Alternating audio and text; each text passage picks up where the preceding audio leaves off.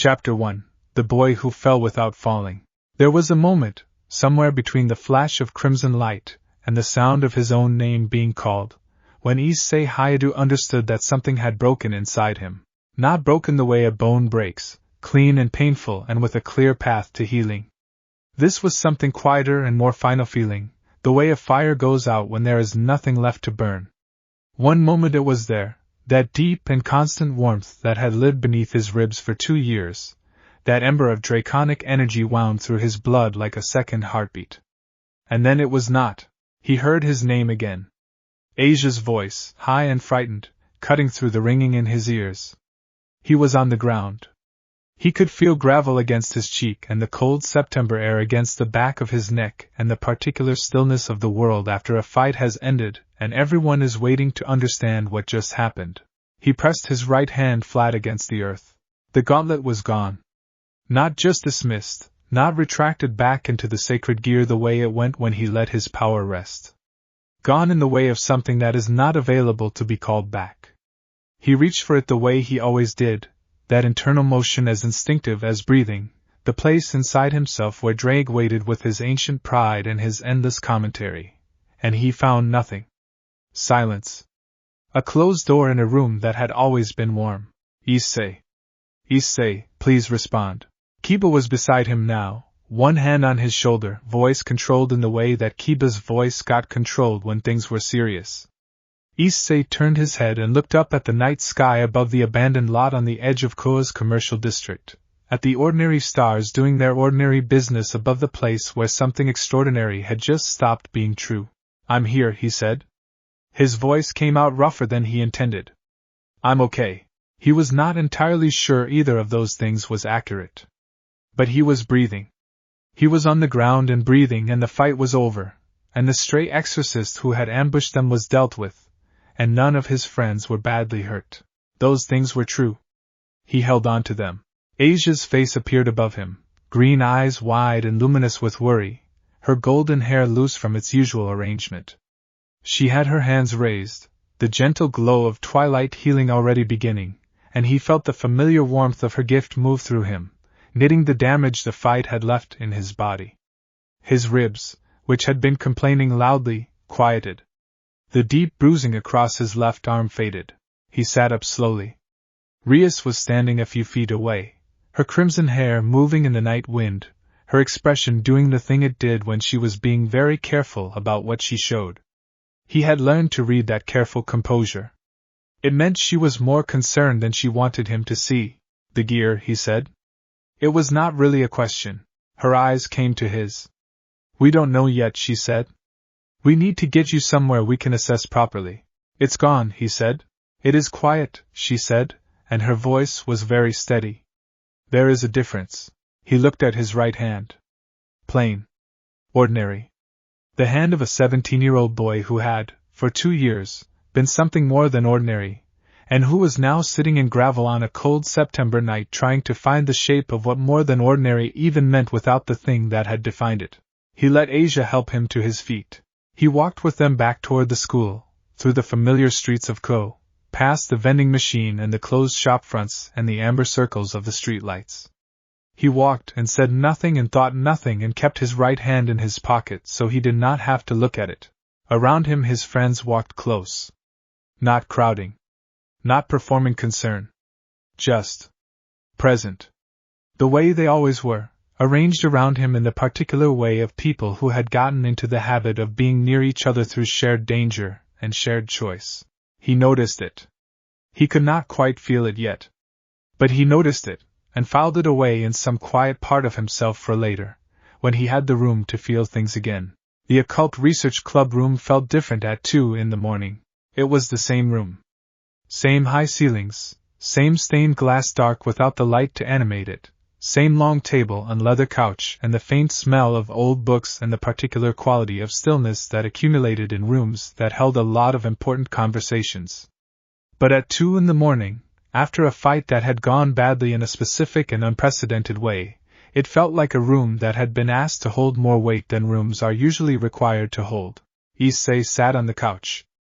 Asia sat beside him close enough that her shoulder pressed warm against his arm. On his other side, Kaneko had settled with the self-contained quietness that was her natural mode, her silver eyes tracking the room with the calm attention of someone who was listening to everything. Rias stood by the window. Kiba had taken the chair across from the couch. Akino was making tea, which she did in times of crisis the way some people pray, methodically and with full attention. "Tell me what you felt," Rias said. She was looking at Issei. Her voice was careful in the particular way of someone choosing their words the way you choose your footing on unstable ground. "You know what I felt," he said. "I know what the magical signature indicated from the outside," she said. "I want to know what it was from inside." He thought about how to say it. "It was like," he started. "You know when you've been sitting near a fire for a long time and the warmth of it becomes something you stop noticing because it's just there? And then the fire goes out, and you don't see it go out, and then you just notice the cold." He looked at his hand, still in his pocket, and then decided to take it out and put it on his knee. Plain. Unremarkable. His. Like that. Except the fire was drag, and I can't feel anything where he was. The room was very quiet.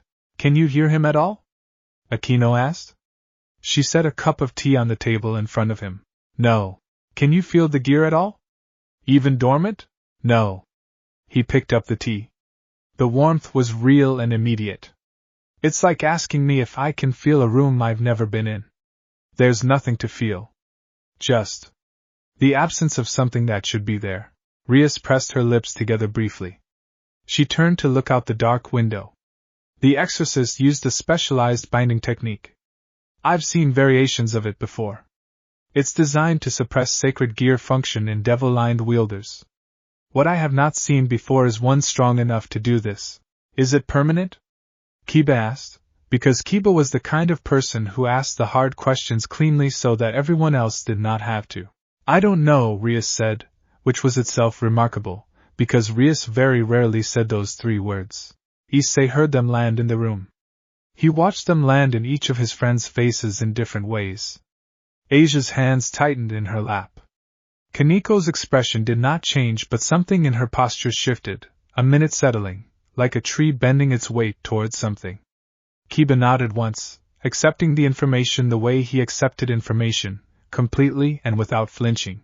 "Okay," Issei said. Everyone looked at him. "Okay?" Asia said. "I mean," he said, and then he stopped, because he did not entirely know what he meant yet. He was aware of a vast and shapeless thing somewhere beneath his current ability to feel it, the thing that would need to be felt later when he was alone and the performance of composure was not required. But right now, in this room, with his friends around him and the tea warm in his hands, what he had available was a particular kind of steadiness that he did not know where he had developed but was grateful to have. "I mean, we don't know yet. That's different from we know it's bad. Right now we know it's different. I can work with different." Rias turned from the window and looked at him for a long moment. What moved through her expression then was not one thing but several things at once, and he thought that if he could have named all of them he would have had a very complete picture of how Rias Gremory felt about Issei Haidu, which was something he usually did not allow himself to look at directly for too long. "Yes," she said. "We can work with different." Asia reached over and took his hand. Not dramatically. Just took it, the way she did things, simply and without requiring him to respond to the gesture in any particular way. He let her hold it. Outside the window the stars continued their ordinary business, and inside the room the tea cooled slowly, and the night moved toward morning with the indifference that nights have, and Issei Haidu sat in the middle of his people and held his ordinary hand and decided that different was not the end of anything. He did not entirely believe it yet. But he decided it, which was the part that came first. Chapter 2, Ordinary Morning, Extraordinary Absence. He did not tell his parents. This was not deception in any malicious sense. His parents lived in the cheerfully oblivious warmth of people who loved their son without knowing the precise shape of the world he moved through, and Issei had decided long ago that this warmth was worth protecting. His mother's happiness was real. His father's uncomplicated pride was real. The life of their home, the smell of breakfast and the evening television and the old arguments about whose turn it was to take out the recycling, all of it was real and good, and he was not going to put a crack in it because the sacred gear he was not supposed to have in the eyes of his ordinary family had gone somewhere he could not follow. So he came home that night and went to bed and lay in the dark and felt, for the first time without anyone watching, the full weight of what had happened. It was considerable. He had known, in the abstract, that the boosted gear was exceptional. Sacred gears were rare. Longinus-class sacred gears were rarer still. The Welsh dragon, Draig, one of the two great dragon kings whose rivalry had shaken heaven itself in an earlier age, had chosen him, Issei hyperactive second-year student of Ko Academy, for reasons that Draig had never fully explained and that Issei had spent 2 years being quietly grateful for without asking too many questions. He had not understood, until it was gone, how much of his sense of himself had been built around it. Not in the shallow way. He had never been the sort of person who confused having power with being worthwhile. His dreams were embarrassingly simple, even by the standards of 17-year-old boys. He wanted to be surrounded by people he cared about. He wanted to be someone who protected the things worth protecting. He wanted, eventually and in the fullness of time, to become a high-class devil and have a peerage of his own and do the work of a devil king with the full force of his enormous and uncomplicated heart. But the gear had been part of how he understood himself getting there. It was the instrument through which his willingness to fight had become an actual ability to fight. It was Draig's voice alongside his own thoughts, irritable and proud and steadfastly present, a companion so constant that Issei had stopped noticing the companionship the same way you stop noticing a heartbeat. Until it stopped. He lay in the dark and let himself feel the size of it. He did not try to minimize it or talk himself around it or find the productive angle. He just let it be as large as it was. Then, eventually, he slept. Morning came with the smell of his mother's cooking and the sound of his father's radio, and Issei got up and went downstairs and ate breakfast, and said all the right words, and the performance of normalcy was something he was better at than he had expected to be. The walk to school was where it caught him. He had always been aware of the gear in a low-level way during ordinary moments. Not actively, not as something he was thinking about. Just a background presence, the way you are aware of your own breathing without tracking each breath. Walking to school on a Tuesday morning, the gear had always been there, warm and patient and ready. It was not there now. He walked the familiar route in the September morning and felt the absence as a specific texture, distinct from grief and distinct from fear, something more like the disorientation of reaching for something in a pocket that has always held it, and finding the pocket empty. Except the pocket was inside him, and had been there for 2 years. He met Kiba at the gate. Kiba looked at him with the particular attentiveness that Kiba had, a quality of seeing that was not invasive but was very thorough. "Did you sleep?" Issei said, which was accurate. Rias Butcher has been in contact with Lord Surzex's office since early this morning, Kiba said, falling into step beside him. "She's pulling every resource available." "I know she will," Issei said. "She doesn't do anything halfway." "No," Kiba agreed. "She does not." They walked for a moment in the particular comfortable quiet that existed between people who had been through things together, and did not require conversation to fill the space. "Kiba," Issei said. "Yes. Does it change anything?" "For the club." Strategically. Kiba was quiet for a beat, which meant he was giving the question the honest consideration it deserved rather than the reflexive reassurance that would have been easier. "In the short term, we will need to adjust our approach to engagements," he said. "You will need to be protected rather than acting as primary offensive force. That is a significant tactical shift." "Yeah," Issei said. "But," Kiba said, and his voice had something in it that was not quite formal but was very certain, "the club's function does not depend on your power. It depends on you. And you are still here." Issei looked at him sideways. "That's a surprisingly emotional thing to say," he said. "I have my moments," Kiba said, and there was something at the edge of his expression that could have been a smile.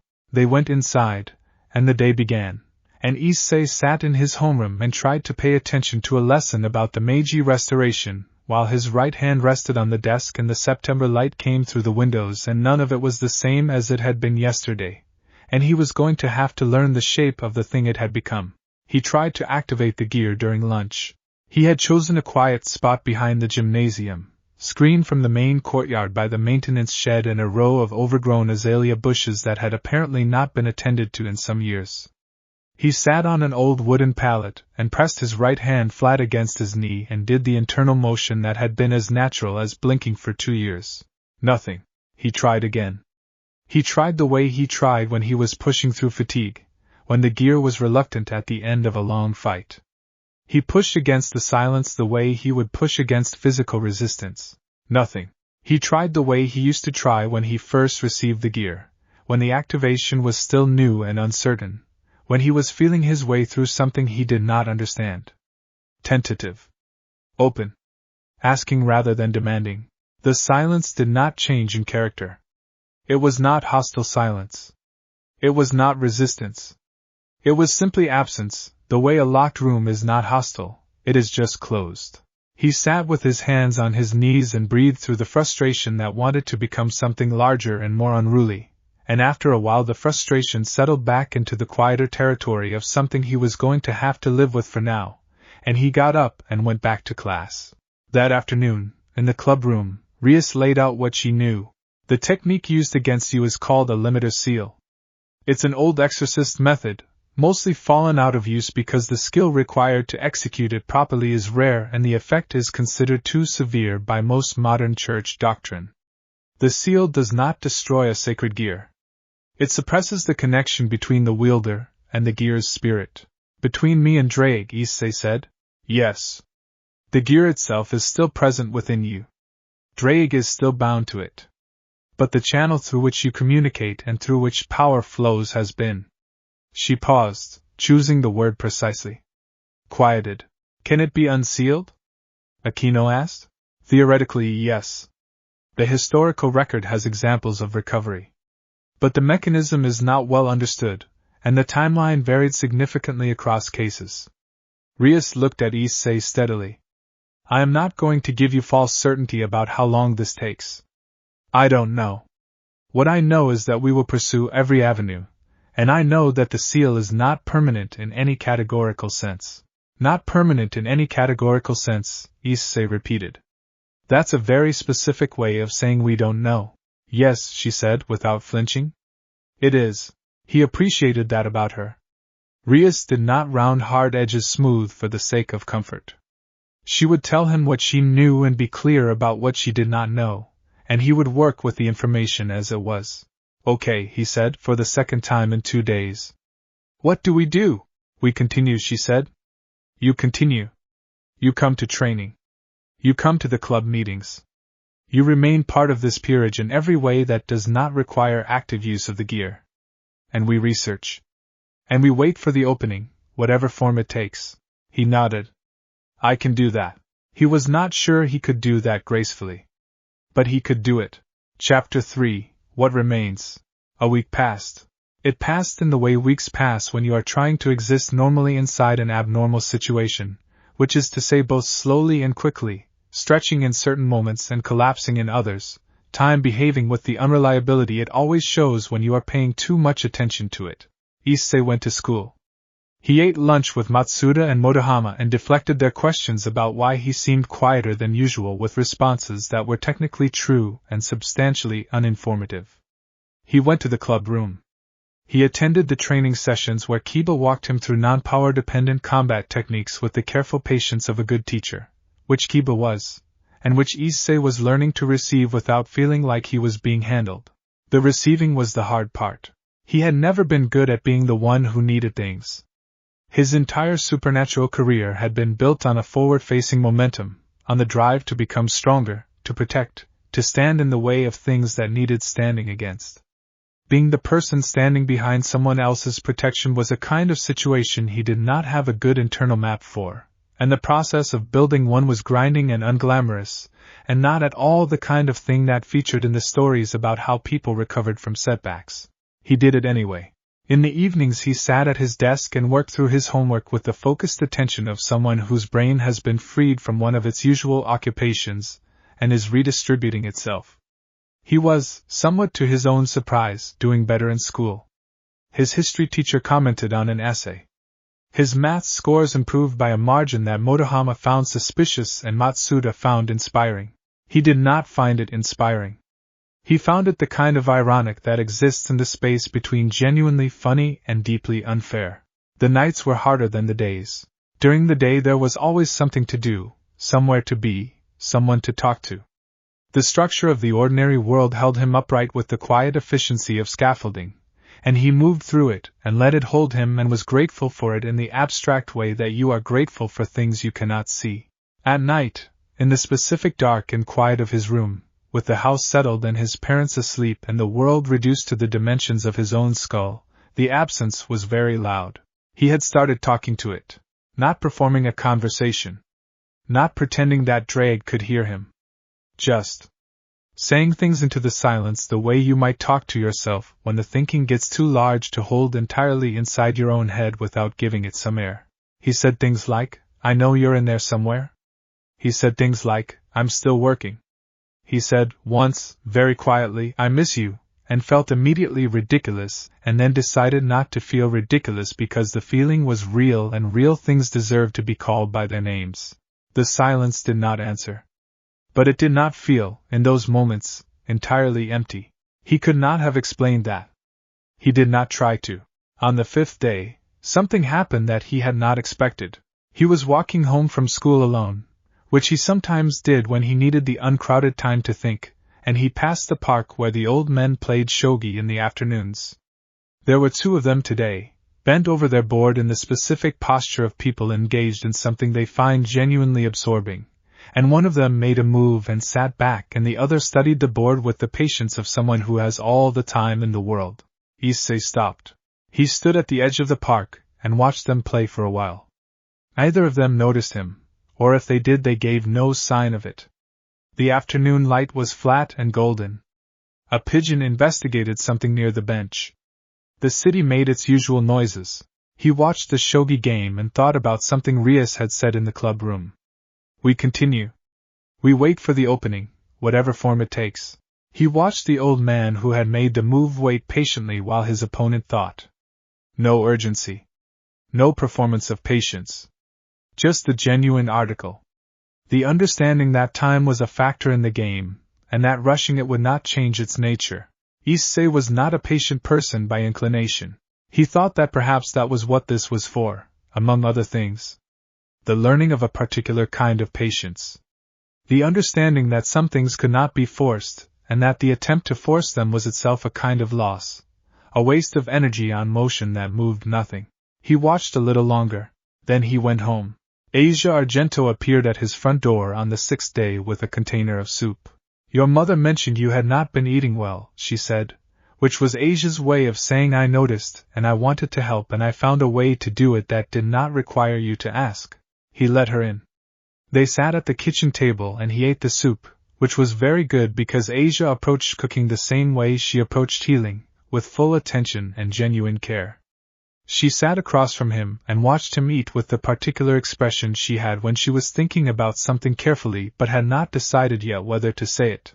You can say whatever you're thinking, he told her. She folded her hands on the table. I was thinking, she said slowly, that you are doing the thing where you try to seem more all right than you are, so that people will not worry, and I want you to know that you do not have to do that with me. He looked at her across the soup. I know, he said. Then how are you actually? He thought about it honestly. Confused, he said. Not in the way where I don't understand what happened. In the way where I don't know yet who I am without the thing I understood myself through for 2 years. And I know that sounds. He stopped. It doesn't sound like anything except true, Asia said. It sounds like the kind of thing I should be able to just figure out. And move past. No one figures things like that out quickly, she said, with a certainty that came from somewhere personal. He remembered that Asia had spent years understanding herself through the lens of her gift, through the church's definition of what she was and what her healing meant, and then had had all of that taken and had had to find herself on the other side of the loss. She knew what she was talking about. It takes time. And it is allowed to take time. He ate more soup. You're very wise for someone who finds escalators confusing, he said. She blinked. Then she laughed, surprised and bright, and the sound of it did something to the atmosphere of the kitchen that he was grateful for. They are confusing, she said firmly. The moving is not intuitive. Fair enough. She stayed for another hour, and they talked about nothing in particular, and it was one of the better hours of that week, which he noted and held onto in the careful way he had developed for holding onto the things that helped. Chapter 4, Akino and the Space Between Words. Akino Himejima was, in Issei's considered experience, one of the most difficult people to read that he had ever encountered. This was not because she was closed. She was, if anything, more present and more attentive than most people, her amber eyes absorbing everything around her with the patience of deep, still water. It was because she chose, carefully and deliberately, what to reflect back and what to hold inside the stillness. She gave you exactly as much as she intended to give you, and the precision of that giving was its own kind of opacity. He had known her for 2 years. He trusted her in the specific and unqualified way you trust someone who has fought beside you, which is a kind of trust built differently from others, assembled from the evidence of what a person actually does when things are difficult rather than what they say they will do. He knew, in that bone-deep way, that Akino would be exactly where she said she would be when something needed to be faced. But he had never quite known how to read her in the quiet moments.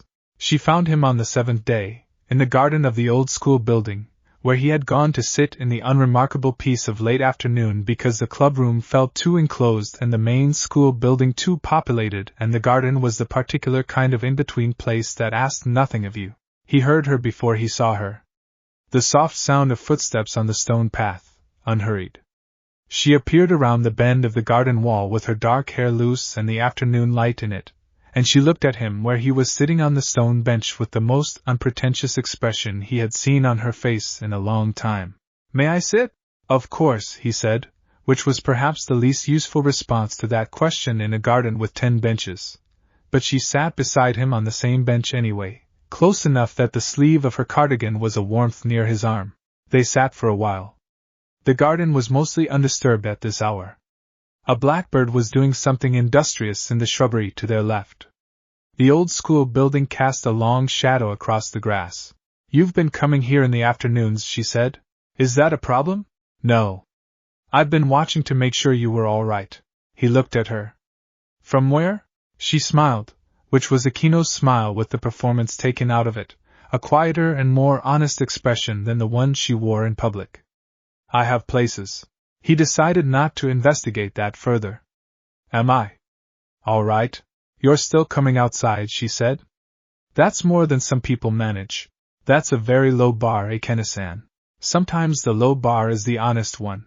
The blackbird found whatever it was looking for and departed. The shadow of the building stretched a little further across the grass. "Can I ask you something?" he said. "Yes. When you were working through your own." He did not quite know how to phrase it, and she did not rush him. "The things from your past. The things with your father. Did it ever feel like the working through would just never end? Like you would always be in the middle of it?" She was quiet for long enough that he thought he might have asked something he should not have. Then she said, "Yes. There were periods where it felt like a country I would live in permanently. Where I could not find the border of it." "How did you find the border?" "I stopped looking for it," she said simply. "I stopped trying to identify the exact moment when I would be done with the difficult part and could begin the easy part. I started just living the day I was in. And eventually the days I was in began to feel different." She looked at him steadily. "Not all at once. Not dramatically. Just different." He looked at the grass. The shadow had reached the stone path now. "Different," he said. "Different," she agreed. Which turns out to be enough. He thought about that. He thought about the old men playing shogi, and the patience of real things, and Asia saying that it was allowed to take time. "You've all been talking to each other, haven't you?" he said. "About me?" "No," she said. Then, more precisely, "We've been talking about how to make sure you were all right." "That is slightly different." "Is it?" "Yes," she said. "One is gossip. The other is care." He almost smiled. The almost was the most he had managed in a week, and it felt like something. "Thank you," he said. "For the watching. And the sitting." "Thank you for not being annoyed by it," she said. "I'm not great at being annoyed by people who care about me," he said. "It's a character flaw." She looked at him with that quiet, attentive expression. It really isn't, she said. They sat until the shadow had covered the whole garden and the light was going gold at the tops of the trees, and then they walked back inside together, and neither of them said anything more, and that was entirely the right amount to have said. Chapter 5, The Architecture of Staying. It was Kiba who brought him the sword, not as a metaphor. An actual sword. A practice blade, wooden, the kind used in basic kenjutsu training, weighted to approximate the balance of a real weapon without any of its danger. Kiba set it on the table in the training room and stepped back and looked at Issei with the particular directness of someone who has thought carefully about what they are doing and has decided to do it. You fought before you had the gear, Kiba said. Badly, Issei said. You fought before you learned to use the gear well, Kiba amended. Also badly, but the principle stands. The willingness was always yours. The instinct was always yours. The gear amplified those things. It did not create them. Issei looked at the wooden sword. This isn't to replace anything, Kiba said. I want to be clear about that. This is just somewhere to put your hands. Something to do while we wait. While we wait, Issei repeated. While you come back, Kiba said. And then, with the precision that was one of Kiba's better qualities, however that looks, Issei picked up the wooden sword. It was heavier than he expected and lighter than he expected, both at once, the way unfamiliar objects often are. He turned it in his hands and found the grip and stood in the middle of the training room and felt, for the first time in 8 days, the forward-facing thing, the orientation toward motion, the posture of someone who intends to keep going. Show me something, he said. Kiba showed him something.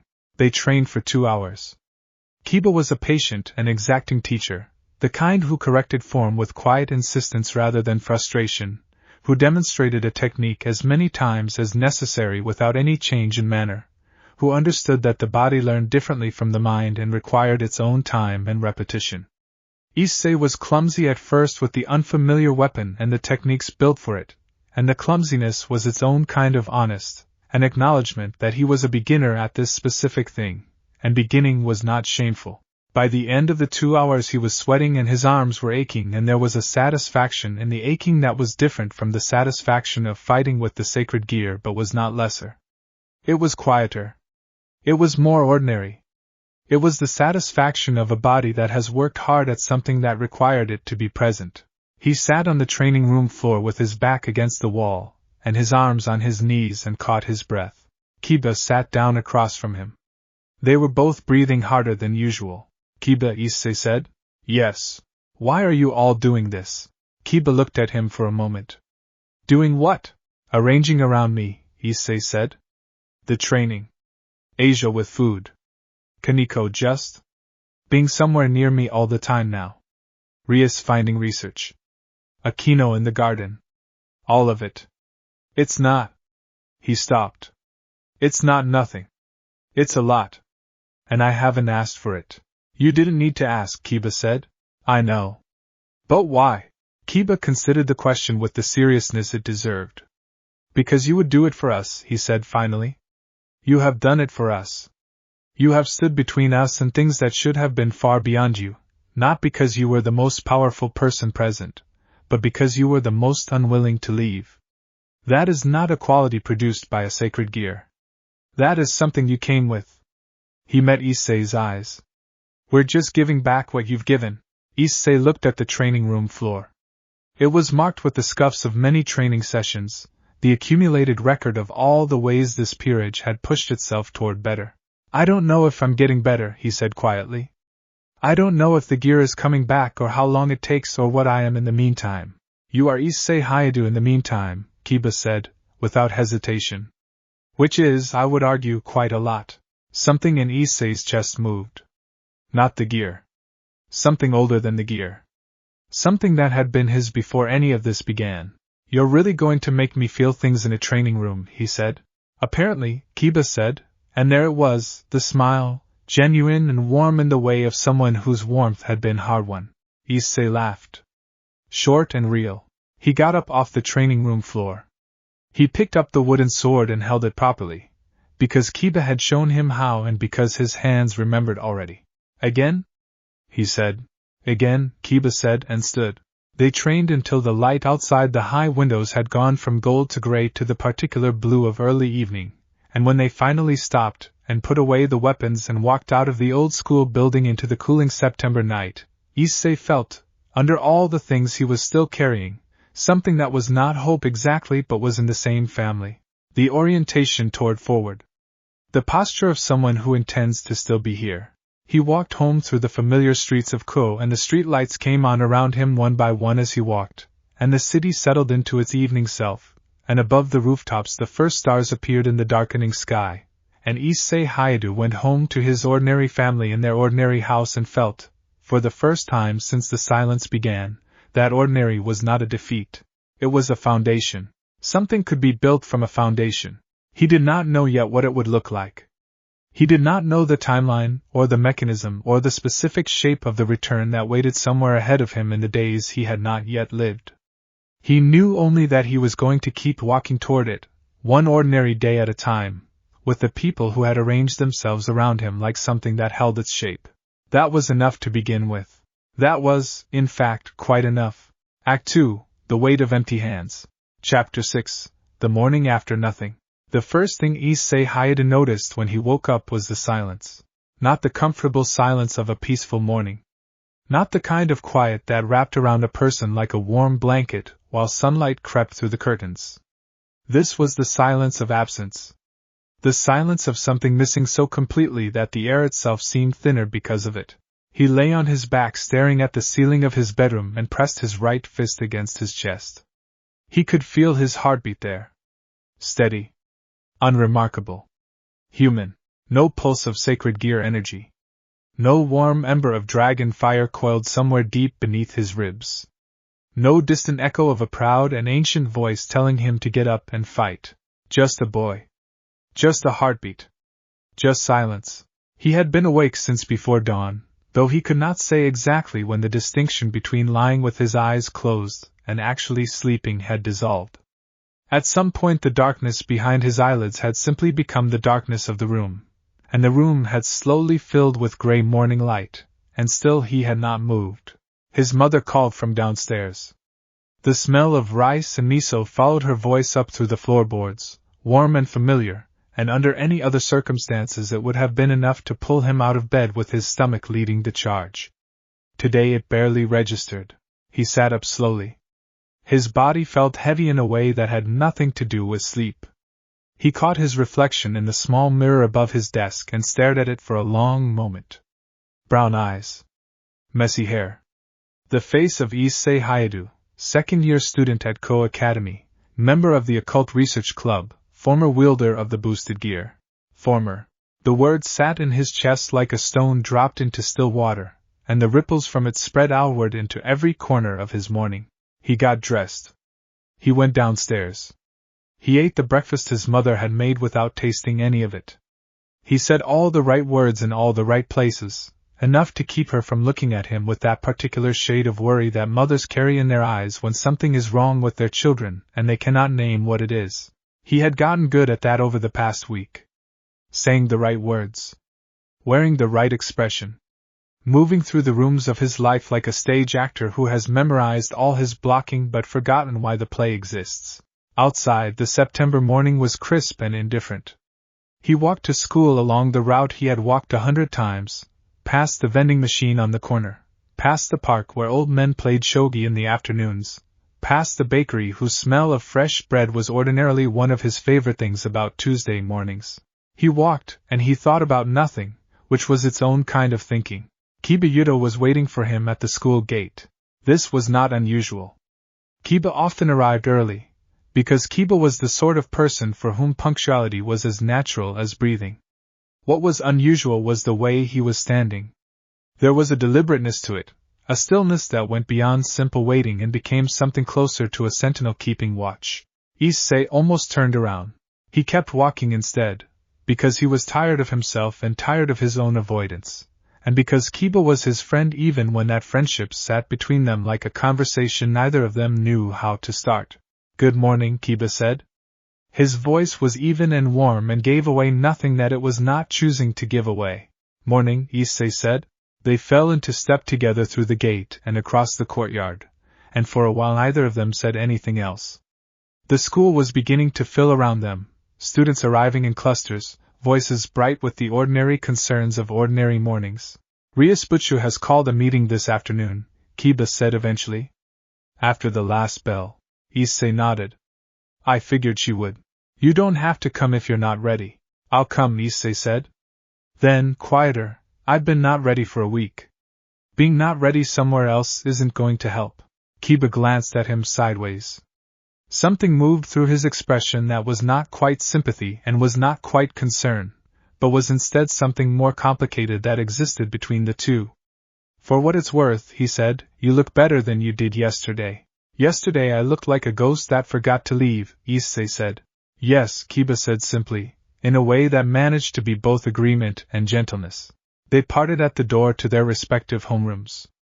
Issei took his seat and opened his textbook to the wrong page and spent the first period staring at a diagram of the Maijira railway system while thinking about none of it. In the desk beside him, Matsuda was already nudging Motohama about something involving a girl in the second-year class down the hall. Their voices were low and conspiratorial and shot through with the cheerful, uncomplicated yearning of boys for whom the world had not yet required them to lose anything essential.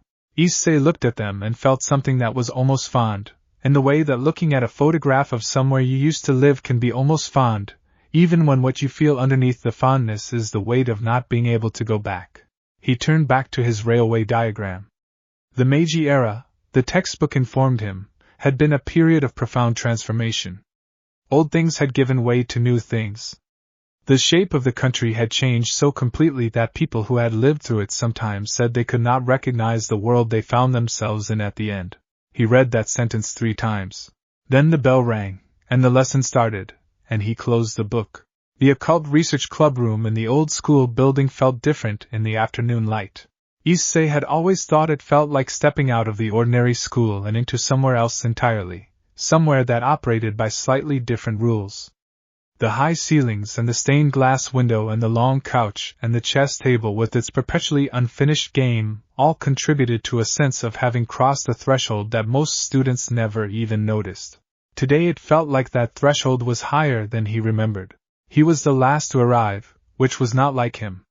He had stood outside the door for longer than he intended to, with his hand not quite reaching for the knob, listening to the muffled sounds of voices on the other side and reminding himself that these were his people and that he had no reason to be standing in a hallway conducting negotiations with the door. He opened it and went in. They were all there. Rias Gremory sat at the head of the table with her crimson hair loose and her expression composed in that way she had when she was being deliberately composed about something. Akino Himejima stood slightly behind and to her left, hands folded, her dark ponytail catching the afternoon light through the stained glass. Kiba was already seated and offered Issei a nod as he entered. Kaneko Tuja sat on the end of the couch with her legs tucked under her and a small paperback open on her knee, though her silver eyes tracked Issei the moment he stepped through the door. Gasper Vladi was tucked into his cardboard box in the corner, visible from the knees down, which was more than some meetings allowed. Issei took his usual seat. Rias looked at him across the table. Thank you for coming, she said. Of course, he said. She did not look away from him. Her blue-green eyes were steady and attentive and full of something that she was too composed to let become visible, though he could feel it there like warmth from a fire you are standing just outside the radius of. How are you? I'm here, he said, which was the most honest answer he had. Something shifted in her expression. Not toward pity. Rias Gremory did not do pity, not in the diminishing sense of the word. What moved across her face was closer to recognition, the expression of someone who understands that sometimes being present is the whole of what a person has to offer, and that it is enough. That's enough, she said, and it was as though she had read his thought. Akino stepped forward then and set a cup of tea on the table in front of him. She didn't say anything. Her amber eyes met his for just a moment before she stepped back, and there was something in that brief contact, quiet and deliberate, that felt like a hand briefly touching your shoulder in a crowded room. Issei wrapped his hands around the cup. The warmth was real and immediate, and he was grateful for it. Rias opened the folder on the table in front of her. Business, then? He was glad of it. He had not come here for comfort, exactly, And even if he had, he suspected that the best comfort available to him right now was the structure of ordinary purpose. I want to discuss your situation clearly and without pretense, she said, looking around the table at each of them in turn. Issei's sacred gear has gone dormant. The exact nature of what happened during the encounter with the stray exorcist is still being evaluated by Father Rias's contacts and by our own research. What we know is that the boosted gear's energy signature is present but inaccessible. It has not been destroyed.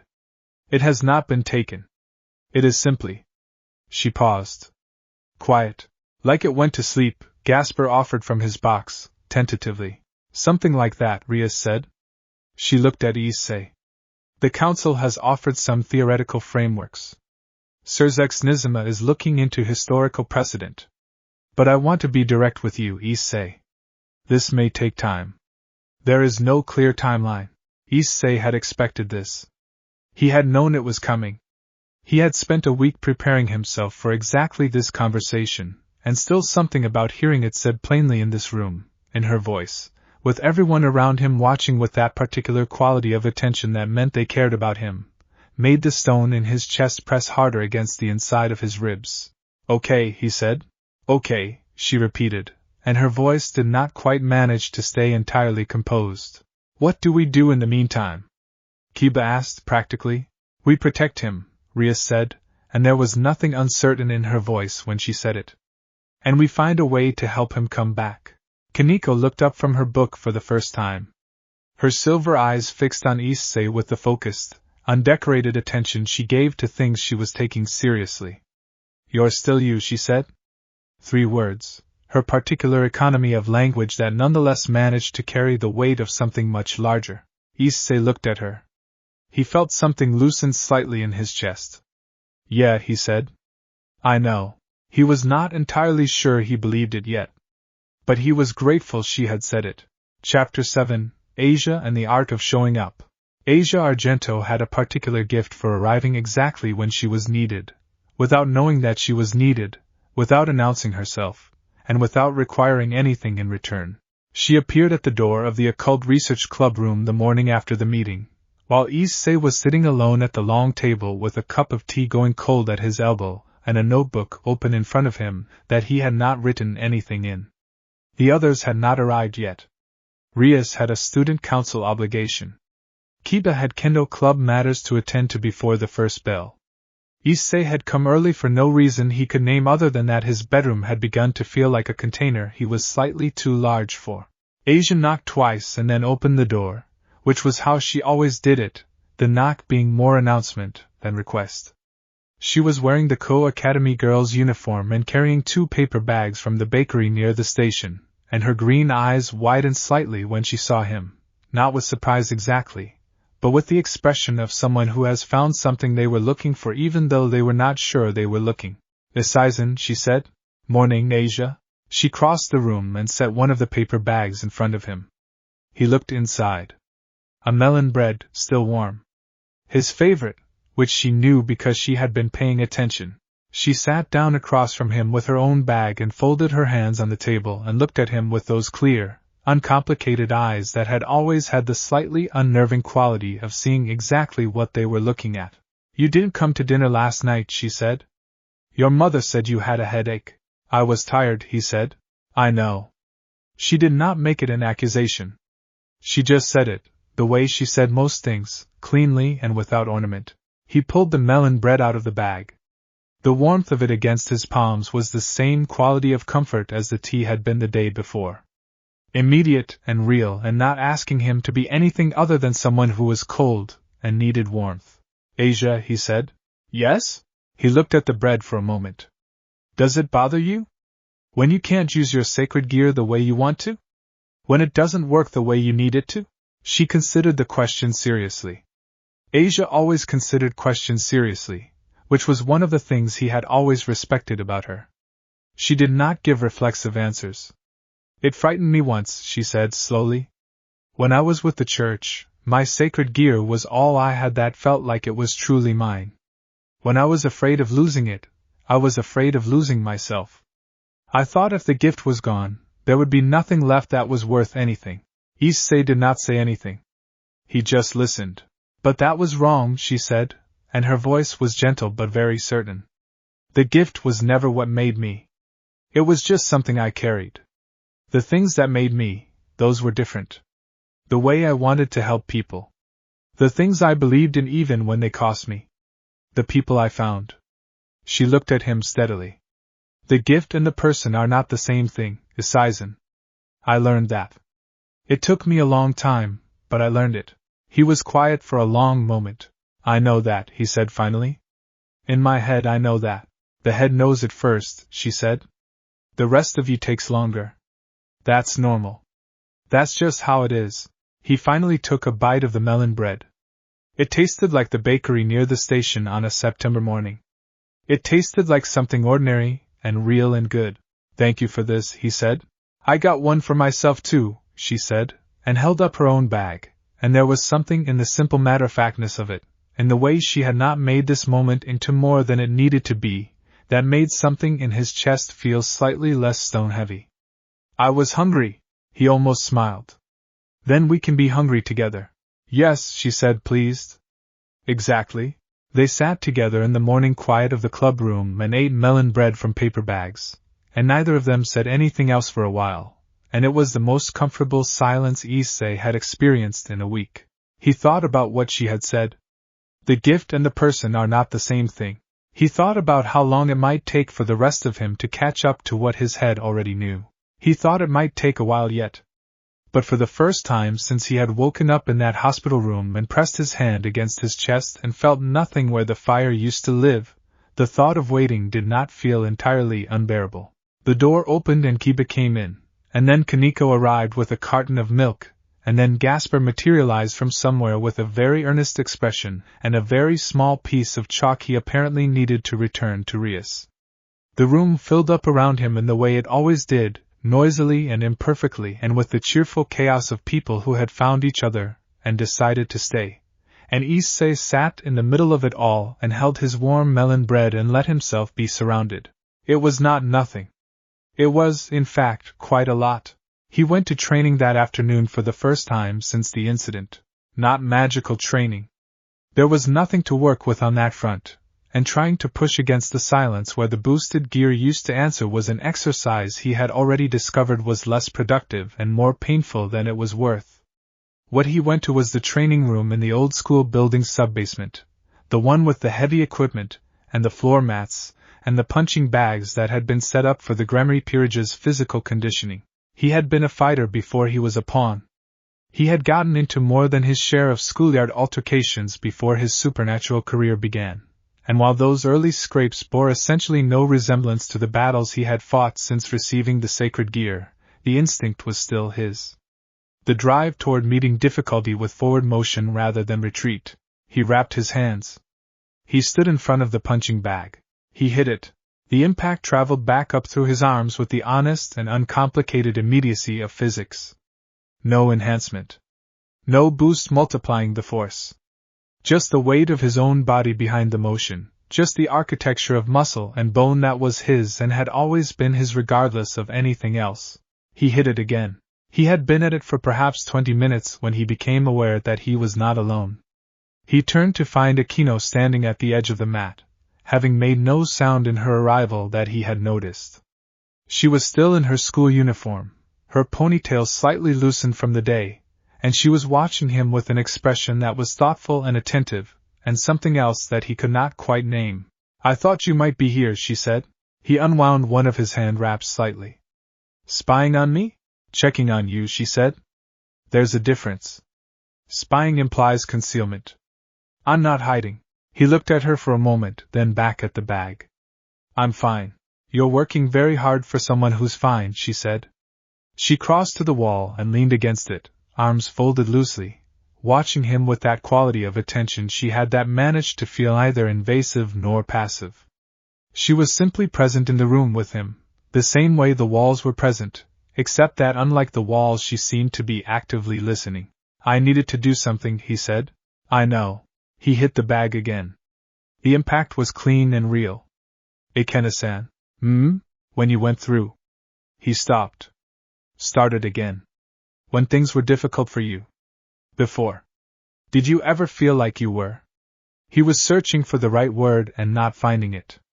Waiting for yourself to catch up to where you needed to be? She was quiet for a moment. The quality of the quiet was thoughtful rather than hesitant. Yes, she said. Often. There were periods where the person I was trying to become and the person I actually was existed at quite a significant distance from each other, and crossing that distance took more time than I wanted it to. How did you cross it? By doing what you're doing, she said. By being present and by continuing to move even when the movement felt pointless. By letting the people who wanted to help actually help, even when accepting help felt uncomfortable. She paused. And by being patient with myself, which was the hardest part by considerable margin. He absorbed that. He hit the bag one more time, not hard, a kind of punctuation. You should probably stretch before you stop, she said. Or you'll regret it tomorrow. He blinked at her. That's the most practical thing anyone has said to me all week. Something lit in her expression, a smile that was warm in the particular way that Akino's smiles were warm when they were unperformed. I'm occasionally practical, he laughed. It was a short and somewhat rusty sound, like something that had not been used recently, but it was real. He sat down on the mat and began to stretch, and she sat down across from him and talked to him about nothing in particular, the kind of conversation that exists not to convey information but simply to fill space with the sound of another person who is choosing to be there. And by the time they went back upstairs, the stone in his chest had not disappeared, but it had shifted slightly. Enough that he could breathe around it more comfortably. He thought that was probably the best that could be asked of a Tuesday. Chapter 8. What Rias Does Not Say. Rias Gremory had built a particular kind of armor over the years. It was not the armor of hardness. She had not become less feeling. If anything, she had become more so, the way that people who have survived enough things sometimes open up rather than close down, because they have learned that the shutting out is its own kind of loss. No, the armor Rias had built was made of composure, of the ability to hold difficult things steadily and to let them be difficult without letting them become chaos. She thought about Issei constantly. She thought about him on the walk home from the old school building, while the streetlights were beginning to flicker on and the September evening was taking on its particular shade of amber. She thought about him during dinner, which she ate alone in her quarters in the Gremory Estate's coast satellite property, the food tasting of nothing in particular. She thought about him while she was reading the reports that Surzex's office had forwarded, the dry and technical language of the underworld's scholarly community doing its best to make sense of a sacred gear going silent in a living user. The reports were inconclusive in the way that reports often were when scholars were genuinely uncertain. They offered frameworks and precedents, and carefully qualified speculations, and at the center of all of them was the same uncertain territory. They did not know exactly what had happened, and they did not know exactly how to undo it, and the range of possible timelines stretched from weeks to something considerably longer that none of the reports quite had the courage to name directly. She closed the last report and sat with her hands folded on her desk. The thing she could not say to Issei, the thing she had come close to saying in the club room and had stepped back from, was that she was frightened. Not for the mission, not for the peerage's strategic capacity or any of the practical concerns that the situation raised. She was frightened for him, for the particular quality of light that she was used to seeing behind his eyes that had been dimmed this past week. And she was frightened in the way that you are frightened when someone who matters to you has been hurt, and the hurt is the kind you cannot simply fix. She was his king. She had brought him into this world. She had made decisions that had put him in harm's way, not carelessly, never carelessly, but the causality was there, and she could not make it not be there simply by wanting to. She also knew, with the clarity that she had earned through long and sometimes painful experience, that guilt was a coin that could only be spent once before it became worthless. Feeling it was honest. Living in it was self-indulgent in a way that served no one, least of all the person you felt guilty about. What she could do was be present. What she could do was look at him the way she had always looked at him, as the person he was rather than the instrument he carried, and let that looking be a kind of statement. What she could do was make sure that when he was ready to fight his way back, the path was as clear as she could make it. She picked up her phone and sent a message to Surzex. She asked him to prioritize the historical research and to widen the query to include cases of temporary sacred gear dormancy. She asked specifically for any evidence of what had helped restore function in those cases. He replied within minutes. The speed of it, the fact that he was clearly awake and waiting for any news, said something about what he thought of the matter. The reply said that there were some cases. That the recovery had been different in each instance. That the one consistent factor across all of them was the continued presence and emotional investment of the people around the affected individual. She read that twice. Then she set down the phone and looked out the window at the cool night, at the familiar arrangement of rooftops and treetops, and the distant glow of the city, and she felt something that was not exactly relief but was adjacent to it. Something that had the quality of a direction, of a path through terrain that had seemed pathless. She could do that. She could be present. They all could. They already were. She just needed to make sure it continued. She went to her bookshelves and pulled out a collection of records that she had been meaning to organize for some time, older documents from the Gremery family's archive, histories and records of past pawns and past struggles. She sat down with them at her desk and began to read, not looking for anything specific, just keeping her mind in motion, the same way Issei had been hitting the punching bag that afternoon. Sometimes that was the most useful thing you could do. Keep moving. Keep your hands busy. Trust that the path would become clearer the further along it you walked. She read until midnight. Then she put the books away and went to bed. In the morning she would see him again. That was enough to plan toward.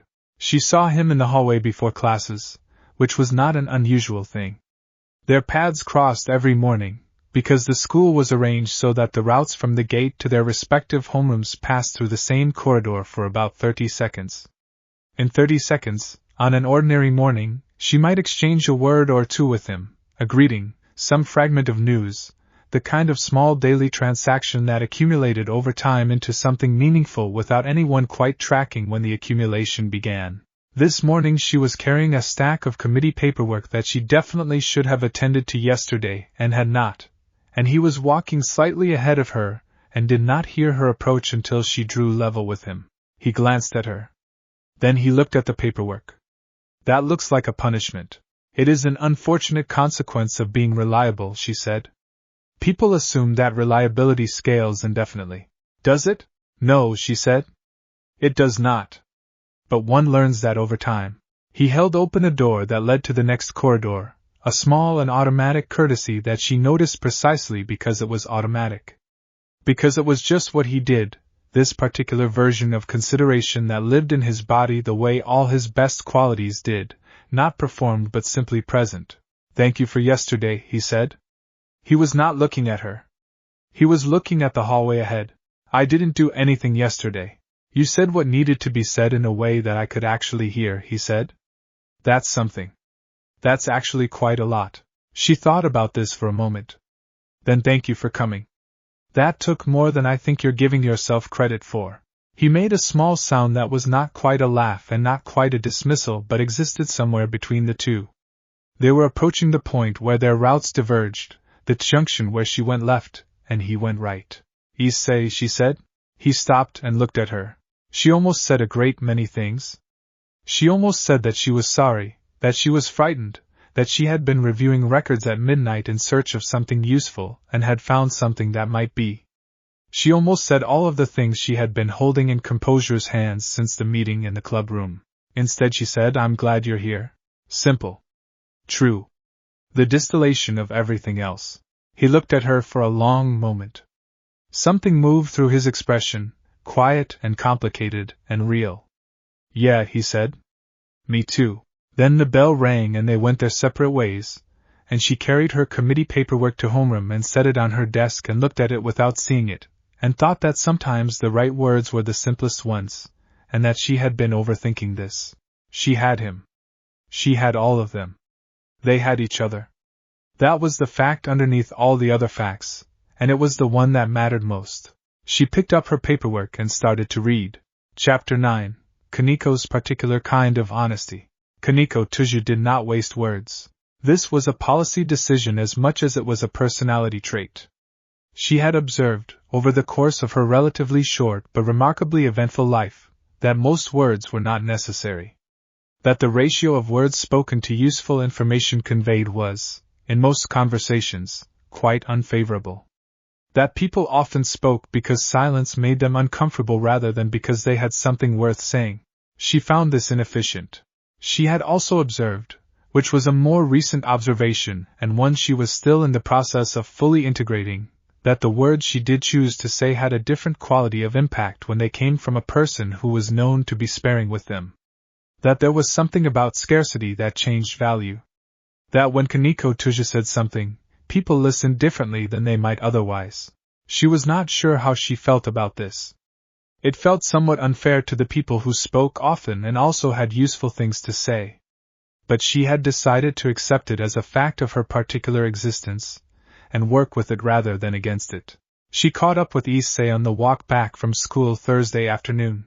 He was walking slowly, by which she meant at approximately the pace of a person who has somewhere to be but is in no particular hurry to get there, which was a change from his usual pace. Ordinarily Issei walked with the kind of energy that was slightly faster than the situation required, as though he was always about 10 seconds late for something interesting. The slowness was new. She filed it. She fell into step beside him without announcing herself, which he noticed after approximately 4 steps. Kaneko? Yes. Were you walking behind me and I didn't notice? For about 2 blocks. He stared at her. You've been following me for 2 blocks. I was deciding whether to catch up, she said. I caught up. He seemed to process this for a moment. Then he appeared to decide it was entirely characteristic of her, and relaxed back into walking. Where are you going? Wherever you're going, she said. I don't have anywhere to be. I'm just going home. Okay. They walked for a while. The afternoon was clear and slightly cool, the particular quality of early autumn in Ko when the summer heat had finally conceded and left behind days that felt like a long exhale. Leaves were beginning to consider their options on the trees along the road. You've been doing that thing, Kaneko said. What thing? Where you answer questions correctly but don't actually say anything. He was quiet for a beat. I didn't think it was that obvious. It's obvious to people who pay attention. Do you always pay this much attention? Yes, she said. He glanced at her sideways. She met his gaze steadily and without expression, which she knew some people found disconcerting. He had never seemed particularly disconcerted by her, which she had noted early in their acquaintance as a mark in his favor. Can I ask you something? He said. You're going to ask regardless, she said. I don't mind. Is it annoying to you? That I'm. He made a gesture with his hand that seemed to be trying to encompass his current situation. Like this? She considered the question in the serious way it deserved. No, she said. Even though I'm not as useful right now? She stopped walking. He walked 2 more steps before he noticed and stopped too, turning to look at her.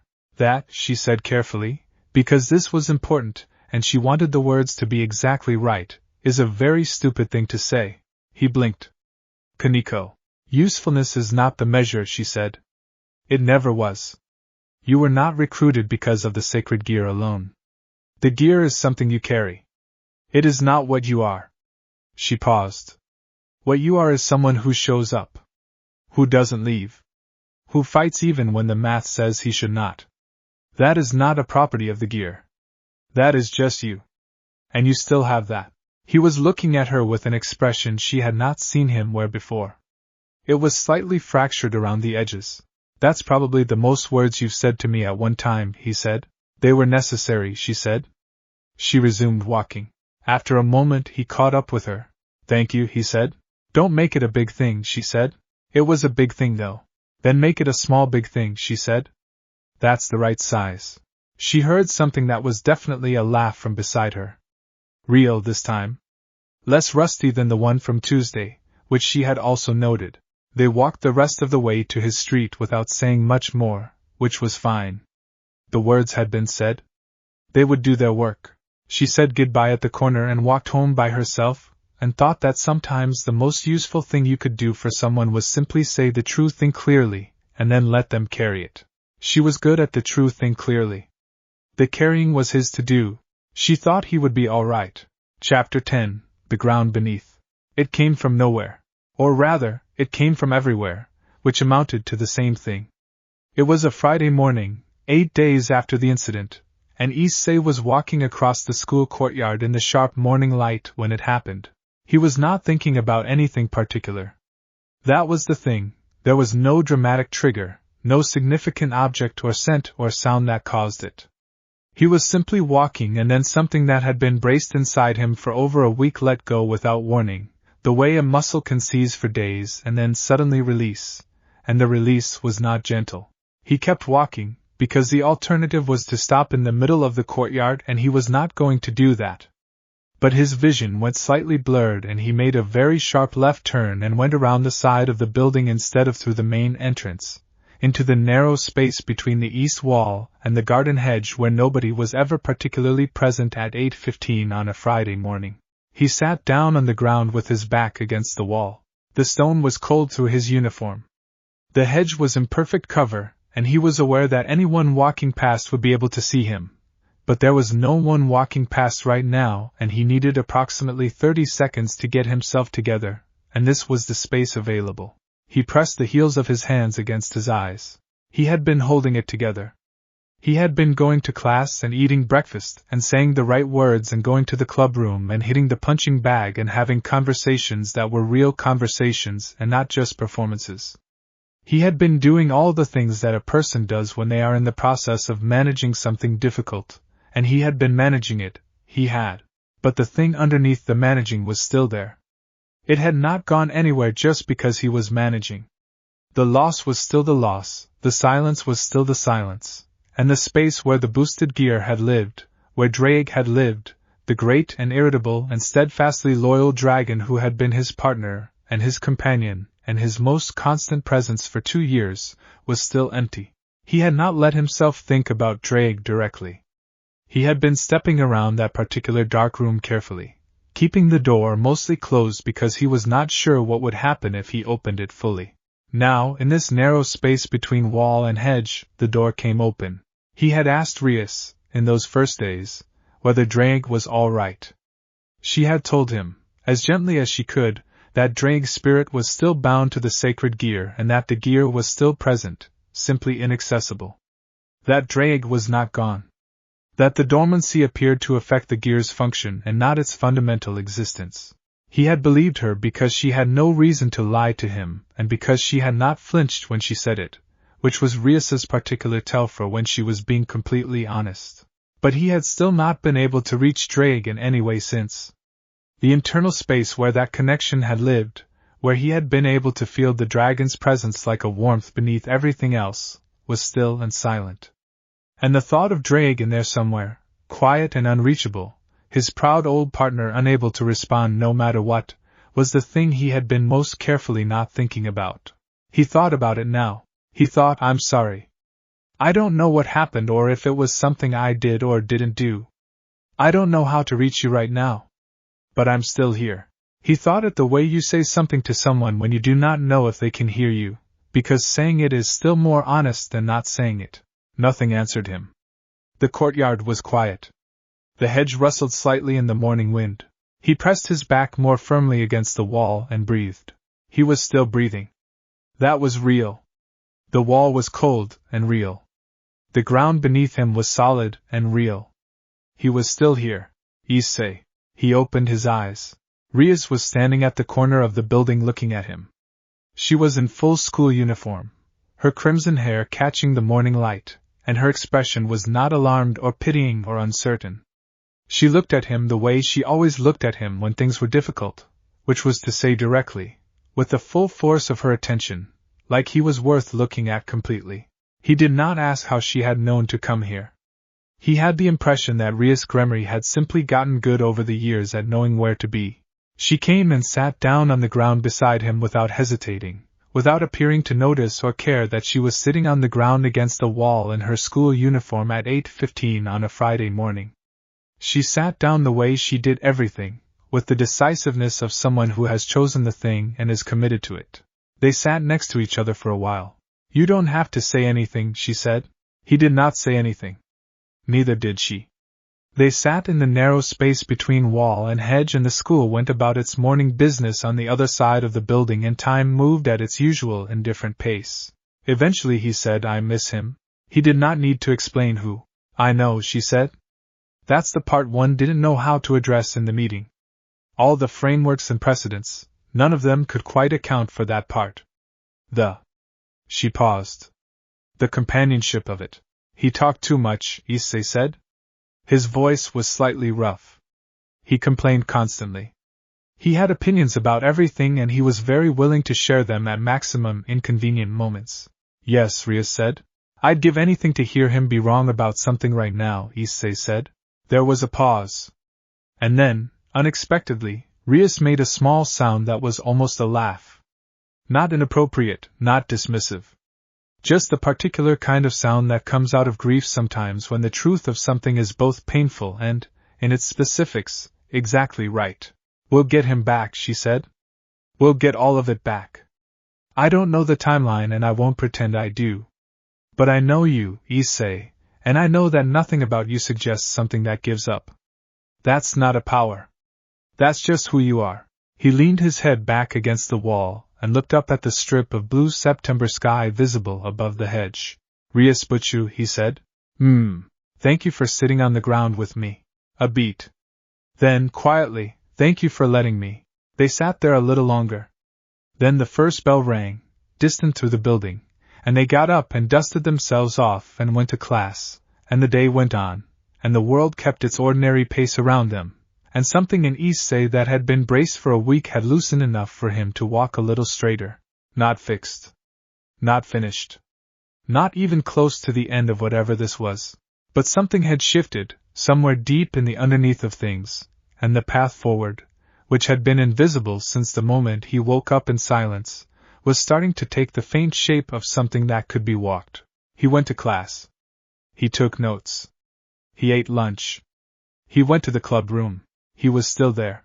And in the quiet place where the fire used to live, somewhere very deep and very still, something that was not quite nothing held on and waited.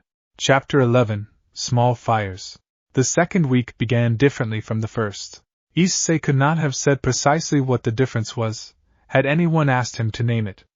The situation had not changed in any concrete sense. The boosted gear was still dormant. Drake was still unreachable. The reports from the underworld's researchers were still qualified and inconclusive. Everything that had been true on Monday of the previous week was still true on the Monday of this one. And yet something had shifted. He thought it might have been the wall. The literal cold wall behind the school, where he had sat with his heels of his hands pressed against his eyes and felt the full weight of the thing he had been managing, and then looked up to find Rias sitting down beside him on the ground without hesitation or ceremony, just choosing to be there. Something about that moment had worked a change in him that he was still in the process of understanding. As though a valve somewhere had been turned, and the pressure that had been building had found a way out, and the thing it had left behind was not emptiness but a kind of room. Space to move in. He went to class and paid attention. He went to training and worked carefully and consistently, building his physical baseline with the methodical patience of someone who has accepted that some things take the time they take. He went to the club room and participated in meetings with something that was not quite his usual energy, but was in the same family, a forward-facing attention that was genuine rather than performed. He was also beginning to notice things he had not had the capacity to notice the previous week, in the way that when you are in the full grip of something difficult your peripheral vision narrows and then slowly expands again as you come back to yourself. He noticed, for example, that every member of the club had in some quiet and individual way rearranged themselves around his situation. Kiba, who ordinarily would have challenged him to sparring practice without a second thought, was instead proposing cooperative drills and exercises that were framed as training for the whole group. He was doing it so naturally that it was only on the fourth day that Issei realized it had been deliberate from the start. Asia appeared every morning with some small thing, the melon bread, a thermos of the tea he liked, once a small flowering plant in a pot that she set on the windowsill of the club room without comment, as though it had simply always been there. Each small thing was offered without requirement, and without performance. Just placed in his field of existence, warmly and quietly, as Asia did everything. Kaneko had taken to sitting closer to him than she usually did. She was not, in general, a person who valued proximity. She preferred her own space and maintained it with the quiet certainty of someone who knows their own requirements. But he had begun to notice that when they were in the club room she consistently chose the seat one removed from his rather than her usual position at the far end, and that on the walk back from school she would sometimes simply appear beside him, as though proximity was the thing she had decided to offer, and she was offering it without needing to explain or announce it. Gasper, being Gasper, had drawn him a picture. It was a crayon drawing on a piece of notebook paper of what appeared to be Issei and Gasper fighting side by side against a large and somewhat abstract monster, both of them depicted with enormous capes and expressions of great heroism. At the bottom in careful hiragana it said, "We will win together." Gasper had slid it under his textbook during a club meeting and then retreated to his cardboard box and pretended to be absorbed in something else. Issei had kept the drawing. It was in his desk at home, and Akino, who had always had a quality of perception that he associated with deep still water, where everything that fell into it was noted and held, had been doing something that he could only describe as anchoring him. She appeared in the training room when he was there. She handed him tea at exactly the moments when he needed something warm in his hands. She talked to him, in that second week, not about the situation or about power or about any of the things that pressed, but about ordinary things. A book she was reading. The particular quality of the light at dusk over the old school building. A piece of music she had heard and liked. Small ordinary threads of the world that she spread out before him as though to say, "Here, this is still here. This is still real." He received all of it. He received it in the way that someone receives things when they are genuinely in need of what is being offered and have gotten enough out of their own way to accept it. Not gracefully, exactly. He was not always graceful. But honestly, which was its own kind of grace. Wednesday of the second week he was sitting in the club room after the others had gone, the late afternoon light coming golden through the stained glass and painting the long table in colors that had always seemed to him to belong to a different kind of story, something older and more formally significant than a group of high school students navigating the supernatural on a Tuesday afternoon. He had his right hand on the table, palm up. This was something he had begun doing. Not pushing, not demanding, not performing the specific attempts to activate the gear that he had tried in those first desperate days and found to be as productive as shouting into a sealed room. Just presenting. Holding the hand open. The way you might hold out your hand to an animal you hoped would eventually trust you enough to come close. He sat with his hand open on the table, and the golden light on the table, and the silence of the empty room. He said quietly, "I'm not going anywhere." He sat for a while longer. Nothing happened. The light moved as the sun moved, slowly, the way light does.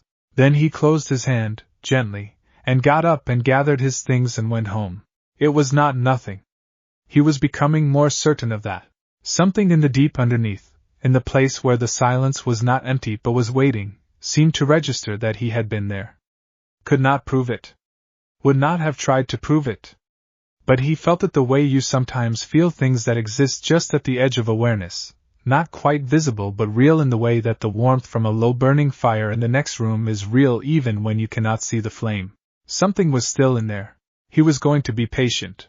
He went home and had dinner with his parents and laughed at something his father said and felt the laughter be real, and lay in bed afterward looking at the ceiling and thought that this, all of this, the people and the small fires they kept lit around him, the hands held out, the words said clearly, the morning tea and the crayon drawings and the sitting on cold ground. This was what it looked like when the most important thing in the world was not power. He thought he was only beginning to understand that. He thought he had a lot more understanding still to do. He closed his eyes and slept, and for the first time in 2 weeks the sleep was something close to restful. Chapter 12, The Language of Trying. Rias called a specialized session on Thursday of the second week. Not a general club meeting, but something smaller and more focused. Just Issei and her, in the club room after the building had gone quiet, with the records Surzex had sent spread out on the long table between them and a pot of tea keeping warm on the side cabinet. She had prepared for this meeting in the way she prepared for things that mattered to her, which was thoroughly and without visible evidence of how thorough she had been. The records were organized. She had made notes. She had translated the portions that were in older demonic script so that he could read them himself rather than having to take her word for their contents. She did not begin with the records, though. She poured the tea first and set a cup in front of him, and sat down across from him and looked at him directly. Before we get into the research, she said, I want to ask you something honestly and I want an honest answer. Okay, he said. How are you? Actually, he looked at the tea. He thought about the reflexive answer, the fine and the managing and the it's getting better, which was true but not complete. He thought about what Kaneko had said about answering questions correctly without actually saying anything. Better than last week, he said. Last week I was holding everything at arm's length because I thought if I let it close it would take me apart. This week I let it close a little and it did take me apart a little, on Friday, but then. He paused. Then it didn't. I'm still here. Rias was watching him with full attention. What's hard still, he said, is that I can't tell if I'm actually making progress towards something or just getting better at existing in a condition that stays the same. There's a difference between recovering and adapting. I'm not sure which one I'm doing. That's a very precise distinction, she said. I've had time to think, he said. Then, quieter, Drake always told me I thought too much for someone who preferred action. He wasn't wrong. She smiled, briefly and warmly. He wasn't. Then she leaned forward and turned one of the records toward him. This is why I wanted to show you these. Because I think the distinction you're making is important, and these records actually speak to it. He leaned forward and read. The record was from approximately 200 years ago, a case documented by a family connected to the House of Baal, a young devil who had received a mutated sacred gear that subsequently went dormant following a significant emotional trauma. The documentation was careful and somewhat dry in the way of its era, but the essential narrative came through. The gear had remained dormant for several months. Its return had been gradual. The researcher who had compiled the case noted that the turning point appeared to have come not from any specific magical intervention but from a period during which the individual in question had resumed functioning normally in the world, had allowed others to care for him, and had, in the researcher's precise phrasing, ceased fighting his own powerlessness and simply rested within it. Issei read that sentence 3 times. Ceased fighting his own powerlessness, he read aloud, and simply rested within it. Rias completed. That's. He stopped. That's what you've been doing. All of you. Making it possible for me to. We have not been executing a strategy, she said carefully. At least not consciously. But yes. When Sirzex sent this, I recognized what it described. What we had already been doing, each of us in our own way. He looked down at the record again. The handwriting was neat and slightly archaic. 200 years of paper and ink, a person he would never know and a dragon he had never heard of, and the shape of their struggle was recognizable. The shape of the return was recognizable. It says gradual, he said. Yes. It doesn't say how long. No, she admitted. It doesn't. He nodded slowly. But it says it came back.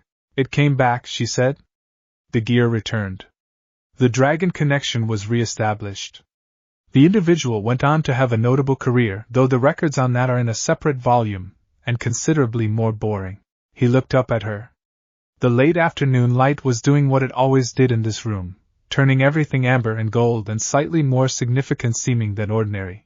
I'm going to keep doing what I've been doing, he said. What you all have been doing. I'm not going to fight the quiet. I'm going to. He considered. Be in it. And trust that it changes. That seems exactly right, she said. Drake would hate this plan, he said. He would call it passive and insufficient, and probably several things in Dragonic that don't have clean translations. Probably, she agreed. But I think, Issei said slowly, that what I've been learning from all of you this past week and a half, and what this record is saying, is that strength and force aren't the same thing. That sometimes the strongest thing is to stop pushing against something and instead. He searched for the word. Receive. Rias looked at him across the table with an expression he could not entirely name, except that it was warm and full and genuine, and in it he could see several things at once. Pride, which was familiar, and relief, which he had not expected, and something softer than either of those that he was not quite ready to name but that he noted, and held, and carried carefully. Yes, she said. Exactly that. They went through the rest of the records together, working methodically, and by the end of the session they had identified 4 more cases of returning dormant sacred gears, each one different in its specifics, and each one converging on the same essential shape: connection, presence, patience. The refusal to abandon someone who had not abandoned themselves.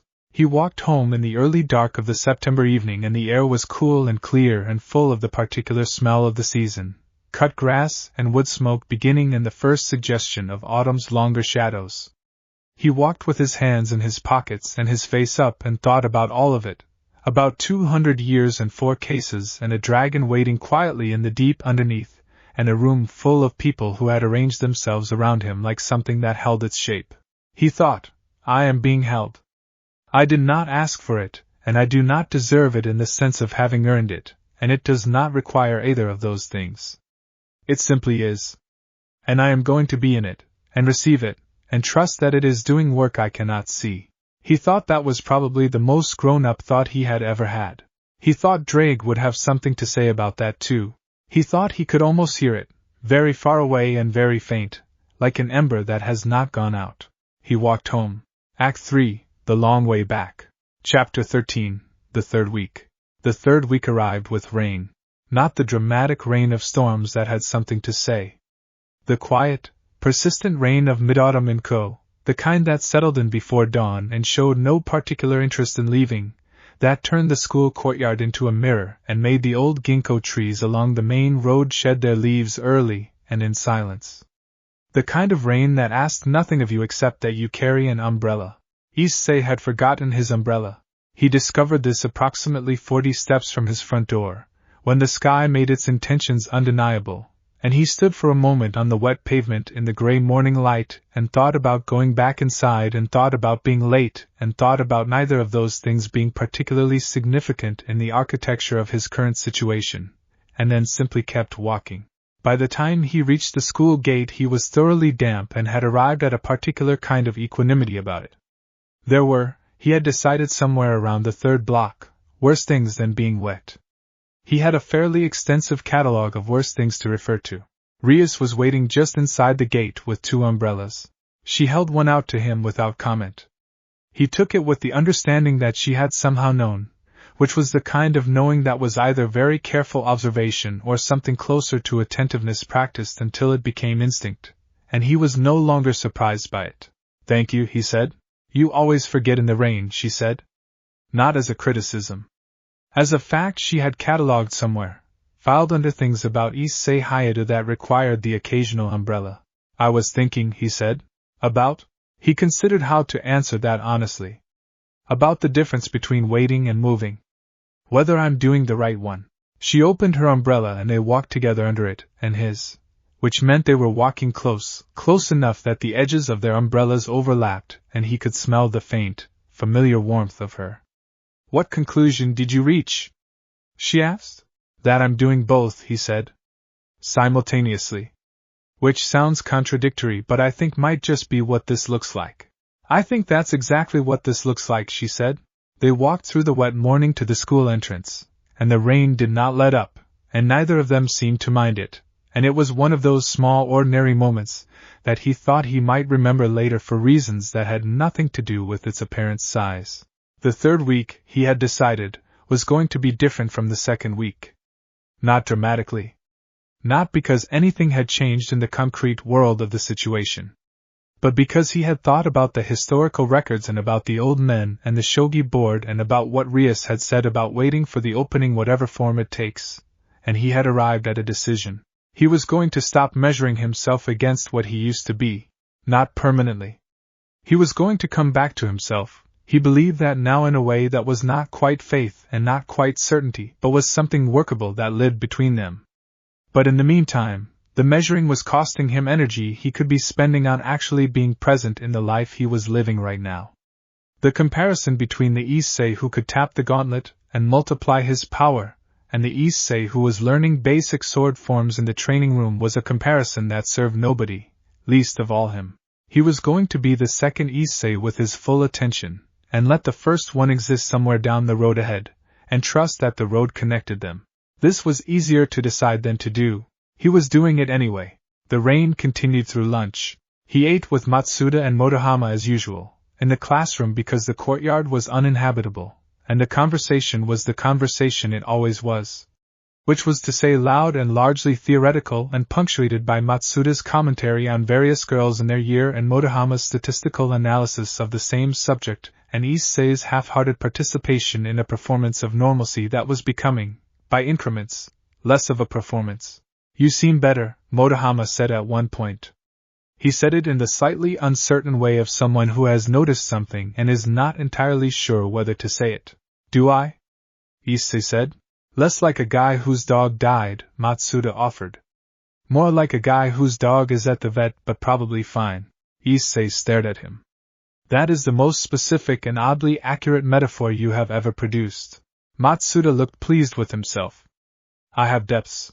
"You really don't," Motohama said. "The dog is fine, by the way," Issei said, and it was not entirely true and was not entirely untrue, and saying it out loud felt like something he could afford now, a small investment in the possibility of its becoming more true over time. He ate his lunch and listened to his friends argue about depths, and outside the rain moved through the ginkgo trees in long slow waves, and the afternoon pressed on toward the club room and the training room and the particular texture of the third week's version of getting through it. It turned out to be a better week than he expected, not because anything resolved. Not because the gear stirred or Drake spoke, or some external development changed the nature of the situation. Nothing changed in those ways. What changed was internal, which was slower and less dramatic and in some ways more significant. The mental architecture of how he held the situation began to shift. The energy he had been spending on grief and resistance began to free up incrementally, the way ice thaws, not all at once but along the edges first, and then further, and the water that remained was clear. He started to notice things again. The way the light changed in the clubroom over the course of an afternoon, from pale morning through gold to amber. The sound of Gasper's nervous laughter when someone startled him, which happened often because Gasper was easily startled and the world contained many things. The specific way Asia held her teacup in both hands when she was cold, which she often was because she had grown up in a warm climate and had not fully made peace with Japanese autumn. The precise quality of Kaniko's silence, which had many varieties that he was beginning to be able to distinguish. He had been so inside his own situation that he had temporarily lost access to the ordinary texture of the world around him, and now it was coming back, detail by detail, in the gradual way of something returning rather than arriving for the first time. He was glad to have it back. He had missed it without knowing he had missed it. The way you miss color when everything has been gray for long enough that you have forgotten color is a separate experience. Chapter 14. Gasper's Cardboard Kingdom. It was Gasper who asked the question no one else had asked. He did it in the way Gasper did everything that required courage, which was with visible effort and the expression of someone who had rehearsed this moment several times and was still not entirely confident in the execution. He emerged from his cardboard box, which was an event in itself since Gasper's voluntary emergence from the box was not a thing that happened without prior motivation, and he crossed the clubroom floor with small deliberate steps and stood in front of Issei and looked up at him with his large and genuinely earnest eyes. "Issei senpai," he said. "Hey Gasper," Issei said. "I wanted to ask something. If that is all right, go ahead." Gasper took a breath. "Does it hurt?" Not being able to feel the dragon. The room was quiet. Not the tense quiet of a difficult moment, but the attentive quiet of people who are interested in the answer because they are interested in the person being asked. Issei was aware of Kaniko looking up from her book. Of Akino going still at the cabinet where she was preparing tea. Of Kiba at the window turning slightly. He thought about the question honestly. Gasper deserved honest more than he deserved comfortable. "Yes," he said. "It's like, you know how you have a sense that something is there even when you're not actively looking at it? The way you know a room is full of people even with your eyes closed?" Gasper nodded carefully. Drake was like that. Always there. Not always loud. Not always saying anything. But there, in the background. And now there's just this. He touched his chest briefly, over his heart. Quiet. And the quiet has a shape to it that's different from regular quiet, because it's the shape of where something used to be. Gasper processed this with the seriousness of someone for whom the information genuinely mattered. I'm sorry, he said. Not the reflexive sorry of social convention. The sorry of someone who has understood something and is responding to having understood it. I think that would be very lonely. Something in Issei's chest shifted at that. He had not used the word lonely. He had used absence and quiet and silence. But Gasper, with the directness of someone who had not yet learned to dress difficult words in politer ones, had found the exact right word. Yeah, he said. It is. Gasper nodded again, very seriously. Then he reached into the front pocket of his school uniform and produced, with the solemnity of someone presenting something important, a small plastic figure. It was a dragon. Red, with wings, approximately the size of a large thumb. The kind of thing sold in capsule machines outside convenience stores. I bought it, Gasper said. To give to you. Because I thought. In case it helped to have something to look at. While you wait for the real one to come back. Issei took the small plastic dragon from Gasper's careful hands. It was cheap. The paint was slightly uneven. One of the wings was a fraction off-kilter from the molding. It was exactly the kind of object that existed in large quantities in the world and was not, in any objective sense, remarkable. He held it in his palm and looked at it. Gasper, he said. Yes? This is one of the best things anyone has given me. Gasper's face did the thing it did when he was genuinely happy, which was to become entirely unguarded, all of the nervousness dropping away and leaving behind something that was just uncomplicated joy. Really? Really, Issei said. Gasper beamed at him with the whole of his face, and then retreated to his cardboard box with the speed of someone who has accomplished something significant, and needs to process the accomplishment in private. Issei closed his hand around the small plastic dragon. Kaneko had gone back to her book. Akino was making the tea again. Kiba had turned back to the window. The club room resumed its usual rhythms.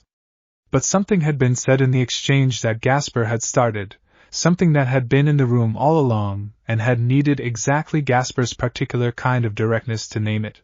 Lonely. He sat with the word and with the small dragon in his closed hand and thought that being able to name a thing accurately was always the beginning of being able to do something about it. Not the solution, but the necessary first step. He put the dragon in his pocket. He would put it next to the crayon drawing in his desk at home, and the growing collection of small things that were not nothing. He thought that collection might be important in ways he could not quite see yet. Training that week took on a different quality. Kiba had been teaching him sword forms with the methodical patience of the previous weeks, building from the foundational movements upward, not rushing, not flattering him with false progress. Now something shifted in the sessions, not in what they were doing but in how Issei was doing it. He stopped thinking about what the training was in relation to. He stopped framing it as a consolation or a substitute, or a way of passing time until something better became available.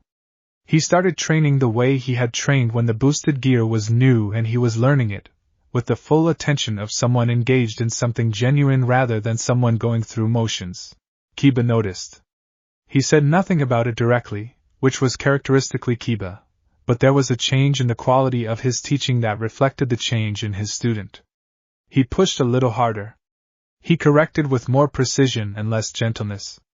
He began to treat Issei not as someone to be carefully maintained but as someone who could be challenged, which was its own form of respect. Issei ached in new places by the end of Wednesday's session. He considered this a good sign. Your footwork is improving, Kiba said, which from Kiba was the equivalent of a standing ovation. I've been practicing in my room, Issei said. Kiba blinked. You have a wooden practice sword in your room? I borrowed it. I see. Kiba's expression was that precise version of not quite smiling. Your ceiling lamp? Is fine. Mostly. The shade is slightly less fine. Kiba pressed his lips together in the manner of someone restraining a response that would undermine the dignity of the moment. I will bring you a second practice sword. A shorter one, better for indoor use. You don't have to. I know, Kiba said. I want to. He said it simply and without additional weight, the way he said things when they were true and required no further argument. Issei received it the same way, without deflection, without the instinct to downplay that he had been working on all month. "Thank you," he said. "Thank you for practicing," Kiba said, and meant it. Chapter 15. What Rias Reads at Night. The Gremry family archive was, by any measure, extraordinary. Rias had grown up with it. She had played in the long corridors of the family estate as a child, too young to read the spines of the books that lined those corridors, but aware of their presence in the way children are aware of things that are large and serious, and not quite meant for them yet. By the time she was old enough to read them, she had developed enough sense to understand that the archive was not a library in the ordinary sense, but a living record, an accumulation of centuries of Gremry history, knowledge, and the particular kind of wisdom that only comes from having survived enough things long enough to write them down. She had requested a specific subset of that archive 3 weeks ago. The subset relating to sacred gear research. More specifically, to cases of sacred gear dormancy in living users. The records had arrived in 3 installments. The first 2 she had worked through with Issei, identifying the most relevant cases and extracting the useful patterns. The 3rd installment had arrived the previous evening, and she sat with it now at her desk in the late hours of a Wednesday night, the rest of the house quiet around her, reading with the focused attention she gave to things that mattered. This installment was different from the others. The previous records had been case studies, documented by scholars and researchers, clinical in their language and organized around outcomes. This one was different in character.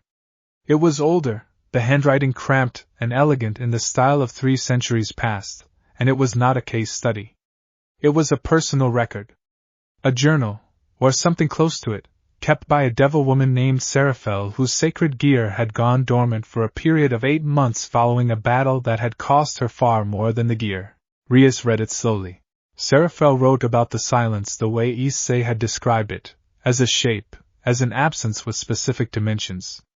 She wrote about the people around her with a clarity and a gratitude that had the quality of someone recording things she did not want to forget.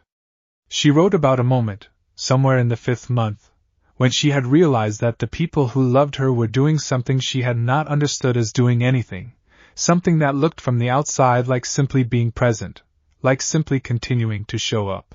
She wrote, "I thought they were waiting with me. I was wrong. They were building something. I could not see it from inside. But when the gear came back, and it did come back, and when Varric spoke to me again after those 8 months of silence, the first thing I understood was that the channel had not reopened because of any technique, or intervention, or act of power. It had reopened because I was no longer alone in the place where it needed to be open. The connection between a wielder and their sacred gear is not only internal. I did not know this before. I know it now. The people around you are part of the circuit." Rias read that passage twice. Then she set down the journal and sat very still in the late-night quiet of her room and thought about what it meant. The people around you are part of the circuit. She thought about Asia with her melon bread and her soup and her uncomplicated presence. About Kaneko moving closer without announcing why. About Kiba's wooden sword and his patient teaching. About Gasper's capsule machine dragon. About Aquino in the garden, and the tea, and the words chosen carefully and offered cleanly. About herself, sitting on the cold ground behind the school because being on the same ground as someone who is hurting is different from standing above them and looking down. They had all been doing it. Without coordination, without a plan, each in their own language, each in the way that was most genuinely theirs. All of them had been doing the thing that Seraphel's record described, the building of something inside the circuit, the accumulation of presence and care and honest connection that was not supplementary to the gear's return but was, if this record was accurate, the mechanism of it. She felt something that was not quite excitement, but was in the same direction. The sense of a shape becoming visible in territory that had seemed shapeless. She did not wake anyone up to tell them. It was 2 a.m, and what she had found was important but not urgent, not in the way of something that needed immediate action. What it needed was thought. And perhaps, when the time was right, a conversation with Issei. Not tonight. She put the journal carefully aside. She would copy the relevant passage in the morning, in daylight, when she could be sure she had it exactly right. She would bring it to Issei when the moment was suited to it, when it would be received rather than simply heard. She understood the difference between those two things. She went to bed and lay in the dark and thought about circuits. About the way electricity moves, the way it requires a complete loop, the way a break anywhere in the loop stops everything and a closure anywhere in the loop can start it again. About the fact that Issei Hayate had spent his entire supernatural career being the person who completed everyone else's circuits, who stood in the gap and held the current together, and that perhaps what was happening now was not an exception to that pattern but its inversion. Perhaps this was what it looked like when the current came back to the source. She thought that was either very true or very poetic, and that in her experience those two things were not always as different as people supposed. She slept, and in the morning she would go back to the journal, and the work of understanding would continue. She told him on Friday. She chose the garden, because it was a space he had already learned to sit in, and because the week's rain had cleared and the September sun was doing its tentative best, and the ginkgo leaves were gold at their edges in a way that felt like the right backdrop for something she wanted him to be able to receive. She brought the copied passage. She put it on the bench between them and let him read it himself, because she had learned that there were things that landed differently when you encountered them directly than when they were filtered through someone else's voice. He read it twice. She watched his face while he read and did not watch his face, which was its own kind of discipline. The people around you are part of the circuit, he said. Yes, that's. He set the paper down. He was quiet for a moment in the way he was quiet when he was actually thinking rather than preparing to speak. All of you. This whole time. We've been being here, she said. Which is all we knew how to do. We didn't know there was a mechanism. We just knew that leaving felt wrong and staying felt right. He looked at the ginkgo trees at the edge of the garden. The gold at their leaf edges was doing what it was doing, slowly and indifferently, and with the full integrity of a thing that is simply being itself. I keep finding out that the things I thought were separate are connected, he said. The power and the people. The gear and the relationships. I thought they were different categories. The sacred gear was the supernatural part, and you were all the... He made a gesture. The real part. And now I think maybe they were never separate, he said. Maybe the reason it worked, the gear, the dragon, the way it grew the way it did, maybe that was never just about my individual capacity. Maybe it was always about... He paused. This. All of this. She looked at him steadily. I think that's right, she said. I think Drake chose you not just for your potential but for what your potential was connected to. The 2 years since have been proof of that. He was quiet again. Then, slowly, he said, so the way back is the same as the way it was always built. Through the people. Through continuing to let us be here, she said. Which you have been doing. Better than you give yourself credit for. He picked up the paper and read the passage one more time. She watched him do it, and thought that whatever was happening in that internal space where the gear lived, something was different from last week and would be different again next week, changing in the slow and unspectacular way of things that are being built rather than switched on. Rias Butchu, he said. Yes. I'm glad you didn't give up on the research, he said. Even when there was nothing definitive. Even when it would have been easier to. I didn't do it out of obligation, she said, and her voice was very even. I did it because you matter. To me and to all of us. The research was just something to do with the caring. He looked at her. She met his eyes and did not look away. Okay, he said for the third time since this began, and this time it had a different weight than the previous two.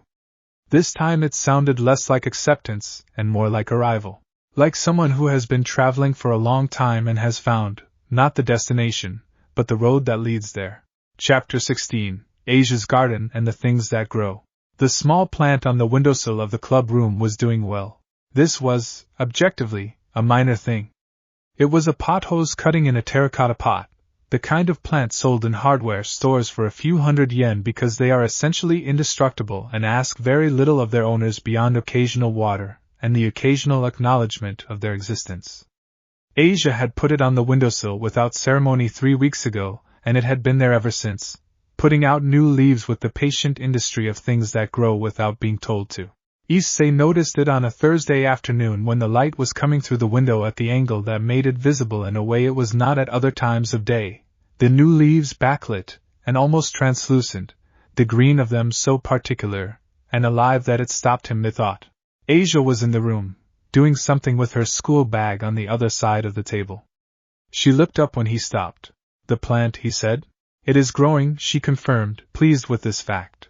You put it there 3 weeks ago. I just noticed it. She smiled, not the smile of someone who has been waiting for something to be noticed, but the smile of someone who is simply glad that the moment of noticing has arrived. It does not mind not being noticed, she said. It just grows. He looked at the plant for another moment.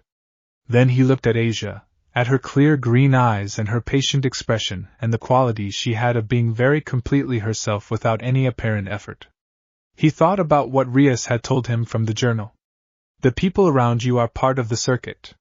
He thought about Asia, who had been putting things gently and consistently in his life for weeks without requiring him to respond to them in any particular way. Asia, he said. Yes? When you were finding your way back. After everything with the church, after everything with Vala and Fried and all of it. Was there a moment where you could feel it turning? Where you knew you were going in the right direction? She considered this with the seriousness she gave to questions that mattered. Yes, she said. But it was smaller than I expected. I thought there would be a moment like a door opening. Something clear and obvious. But it was not like that. It was more like... She paused, looking for the right image. Like the plant. You don't see it growing. You look at it one day and it has a new leaf, and you did not see the leaf arrive. It was simply there when you paid attention. He looked back at the potholes on the windowsill. So I might not notice it coming, he said. The return. You might notice it is already partly there, she said carefully. Before you notice that it was not there before. He held that thought. It had a shape to it that fit something he had been trying to name for the past few days, a sense that the interior territory was different from 3 weeks ago in ways that he had not been able to articulate precisely. Not dramatically different. Not obviously different. But changed, the way the plant was changed by 3 weeks of patient growing. I think something is different, he said slowly. Inside. I can't hear Drake yet. But it doesn't feel the same as the silence from the first week. It feels like... He stopped. Like a room that someone has been in, Asia said quietly. Rather than a room that has been empty. He stared at her. That is exactly it, he said. She nodded, satisfied. She picked up her school bag. I think that is a good sign, she said, with the serene certainty of someone who has done enough healing to recognize the early markers of it. I think you should tell Rias Butchu. She will want to know. I will, he said. He stayed at the window a little longer after she had gone. He put his hand on the windowsill beside the pot and looked at the new leaves and thought about the slow and invisible work of growing and thought that the most important things very rarely announce themselves. They just appeared one day, already partly formed, when you finally paid attention. He told Rias that evening. It was after the club meeting had ended and the others had filtered out and they were alone in the room, the amber light of a late October afternoon laying itself across the long table. He said it the way Asia had described it, the room that someone has been in rather than the room that has been empty, and he watched Rias's face go through something that she did not entirely conceal. She picked up her pen. Set it down. Picked it up again. Tell me specifically, she said. What does different feel like? Like pressure, he said, considering. Not the pressure of something pushing from the outside. The pressure of something from the inside. Like. He put his hand flat on the table. Like a held breath that is almost ready to let go. Rias looked at his hand on the table. Then she reached across and put her hand over his, very briefly, the contact measured and deliberate and warm. That is what the journal described, she said. In the weeks before Seraphel's gear reactivated. The held breath. The sense of something gathering. He looked at her hand over his. She lifted it after a moment, replacing it in her own space with the composure that was always hers. But the warmth of it remained. How much longer? He asked, and then immediately sorry. You don't know. I don't know, she agreed. But I believe it is closer. She looked at him directly. And I want you to know that closer is not nothing. Closer is the word I was most hoping to be able to use. Closer, he said. Closer, she confirmed. The amber light moved on the table between them, and the club room was quiet in its after-hours way, and Issei thought about circuits and held breaths and the slow growing of things that do not announce themselves. He thought, I am almost ready. He was not sure for what exactly. But the thought arrived with a certainty that felt different from hope, which he had learned was not the same thing. Chapter 17. The Sound of Almost. It was a Sunday in late October when it happened for the first time. Not the full return. Not the dramatic restoration of everything. Nothing that could be called a conclusion.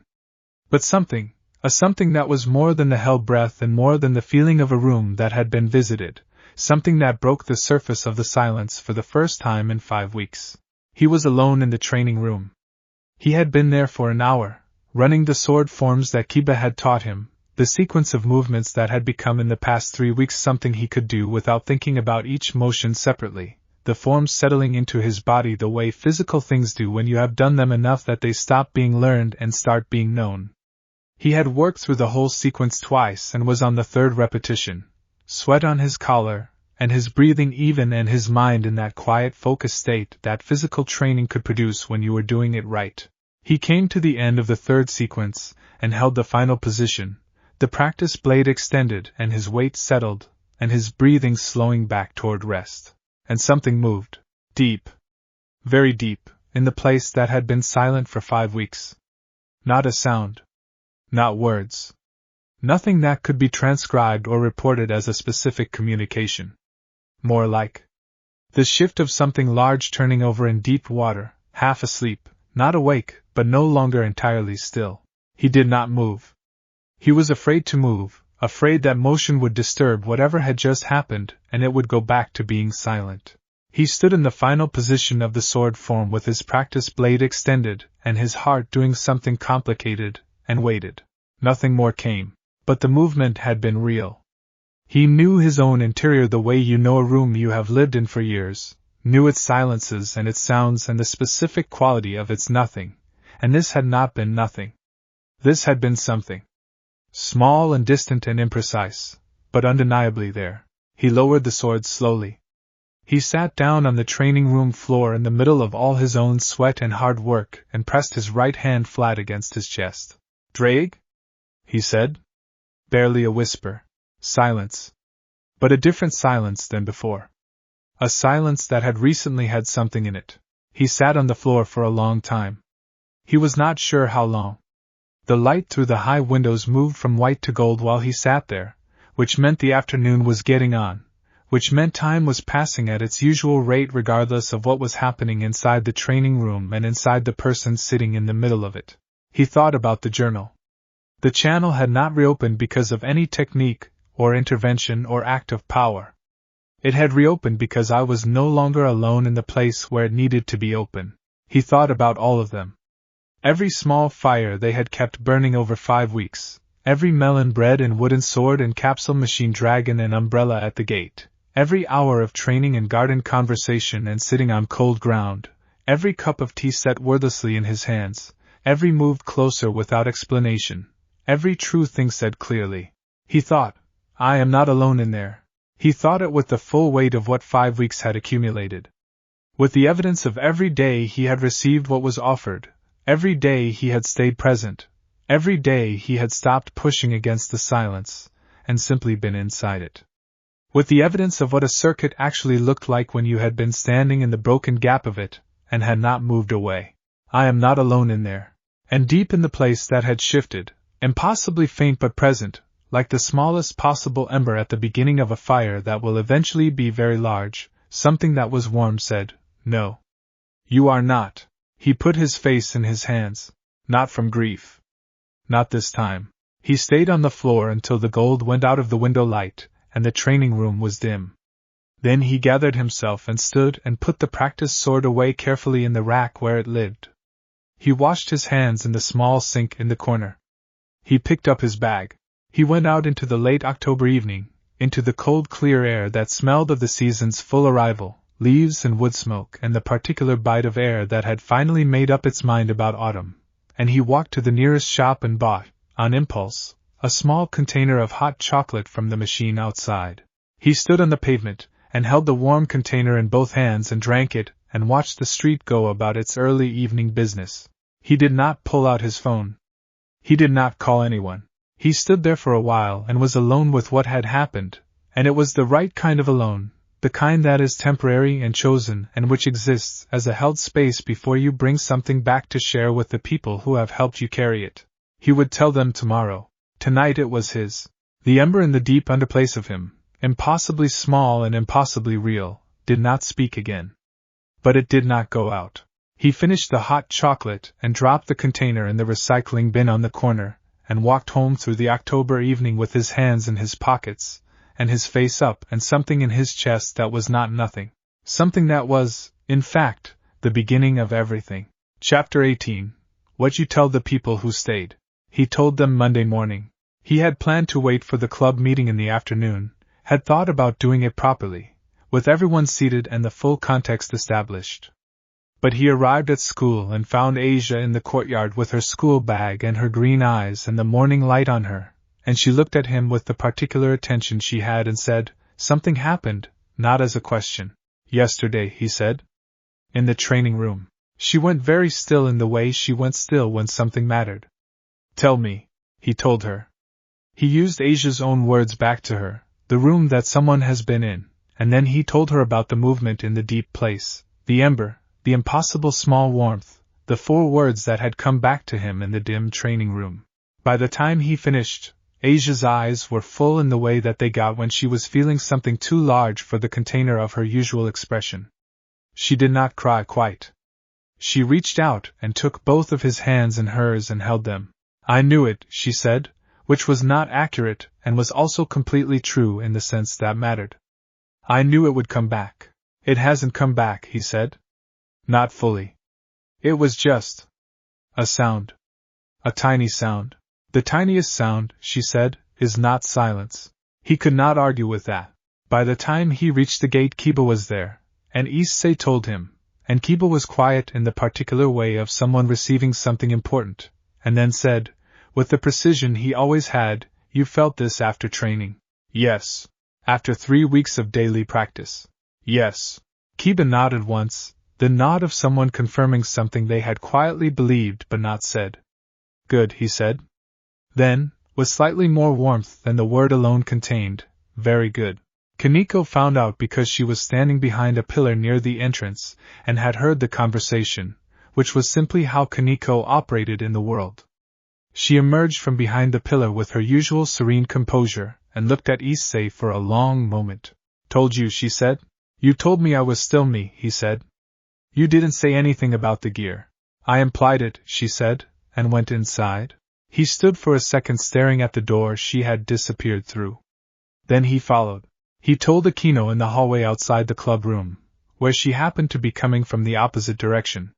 He told her the same way he had told the others, plainly and completely, and she listened with the full quality of attention she brought to things that mattered to her.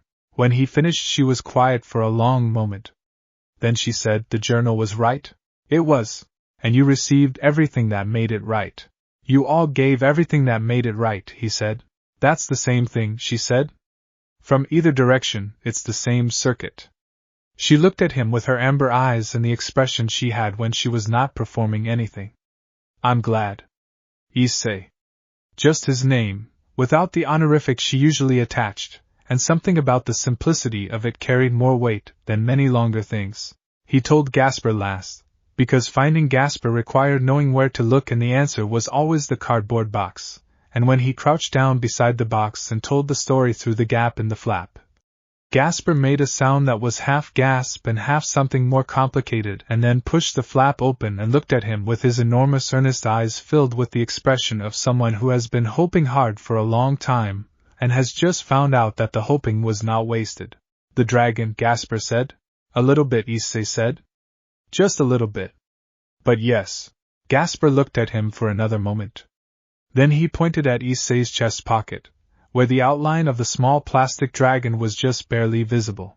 "It worked," Gasper said, with a certainty that was entirely Gasper's own, entirely earnest and entirely willing to believe in capsule machine dragons as meaningful interventions.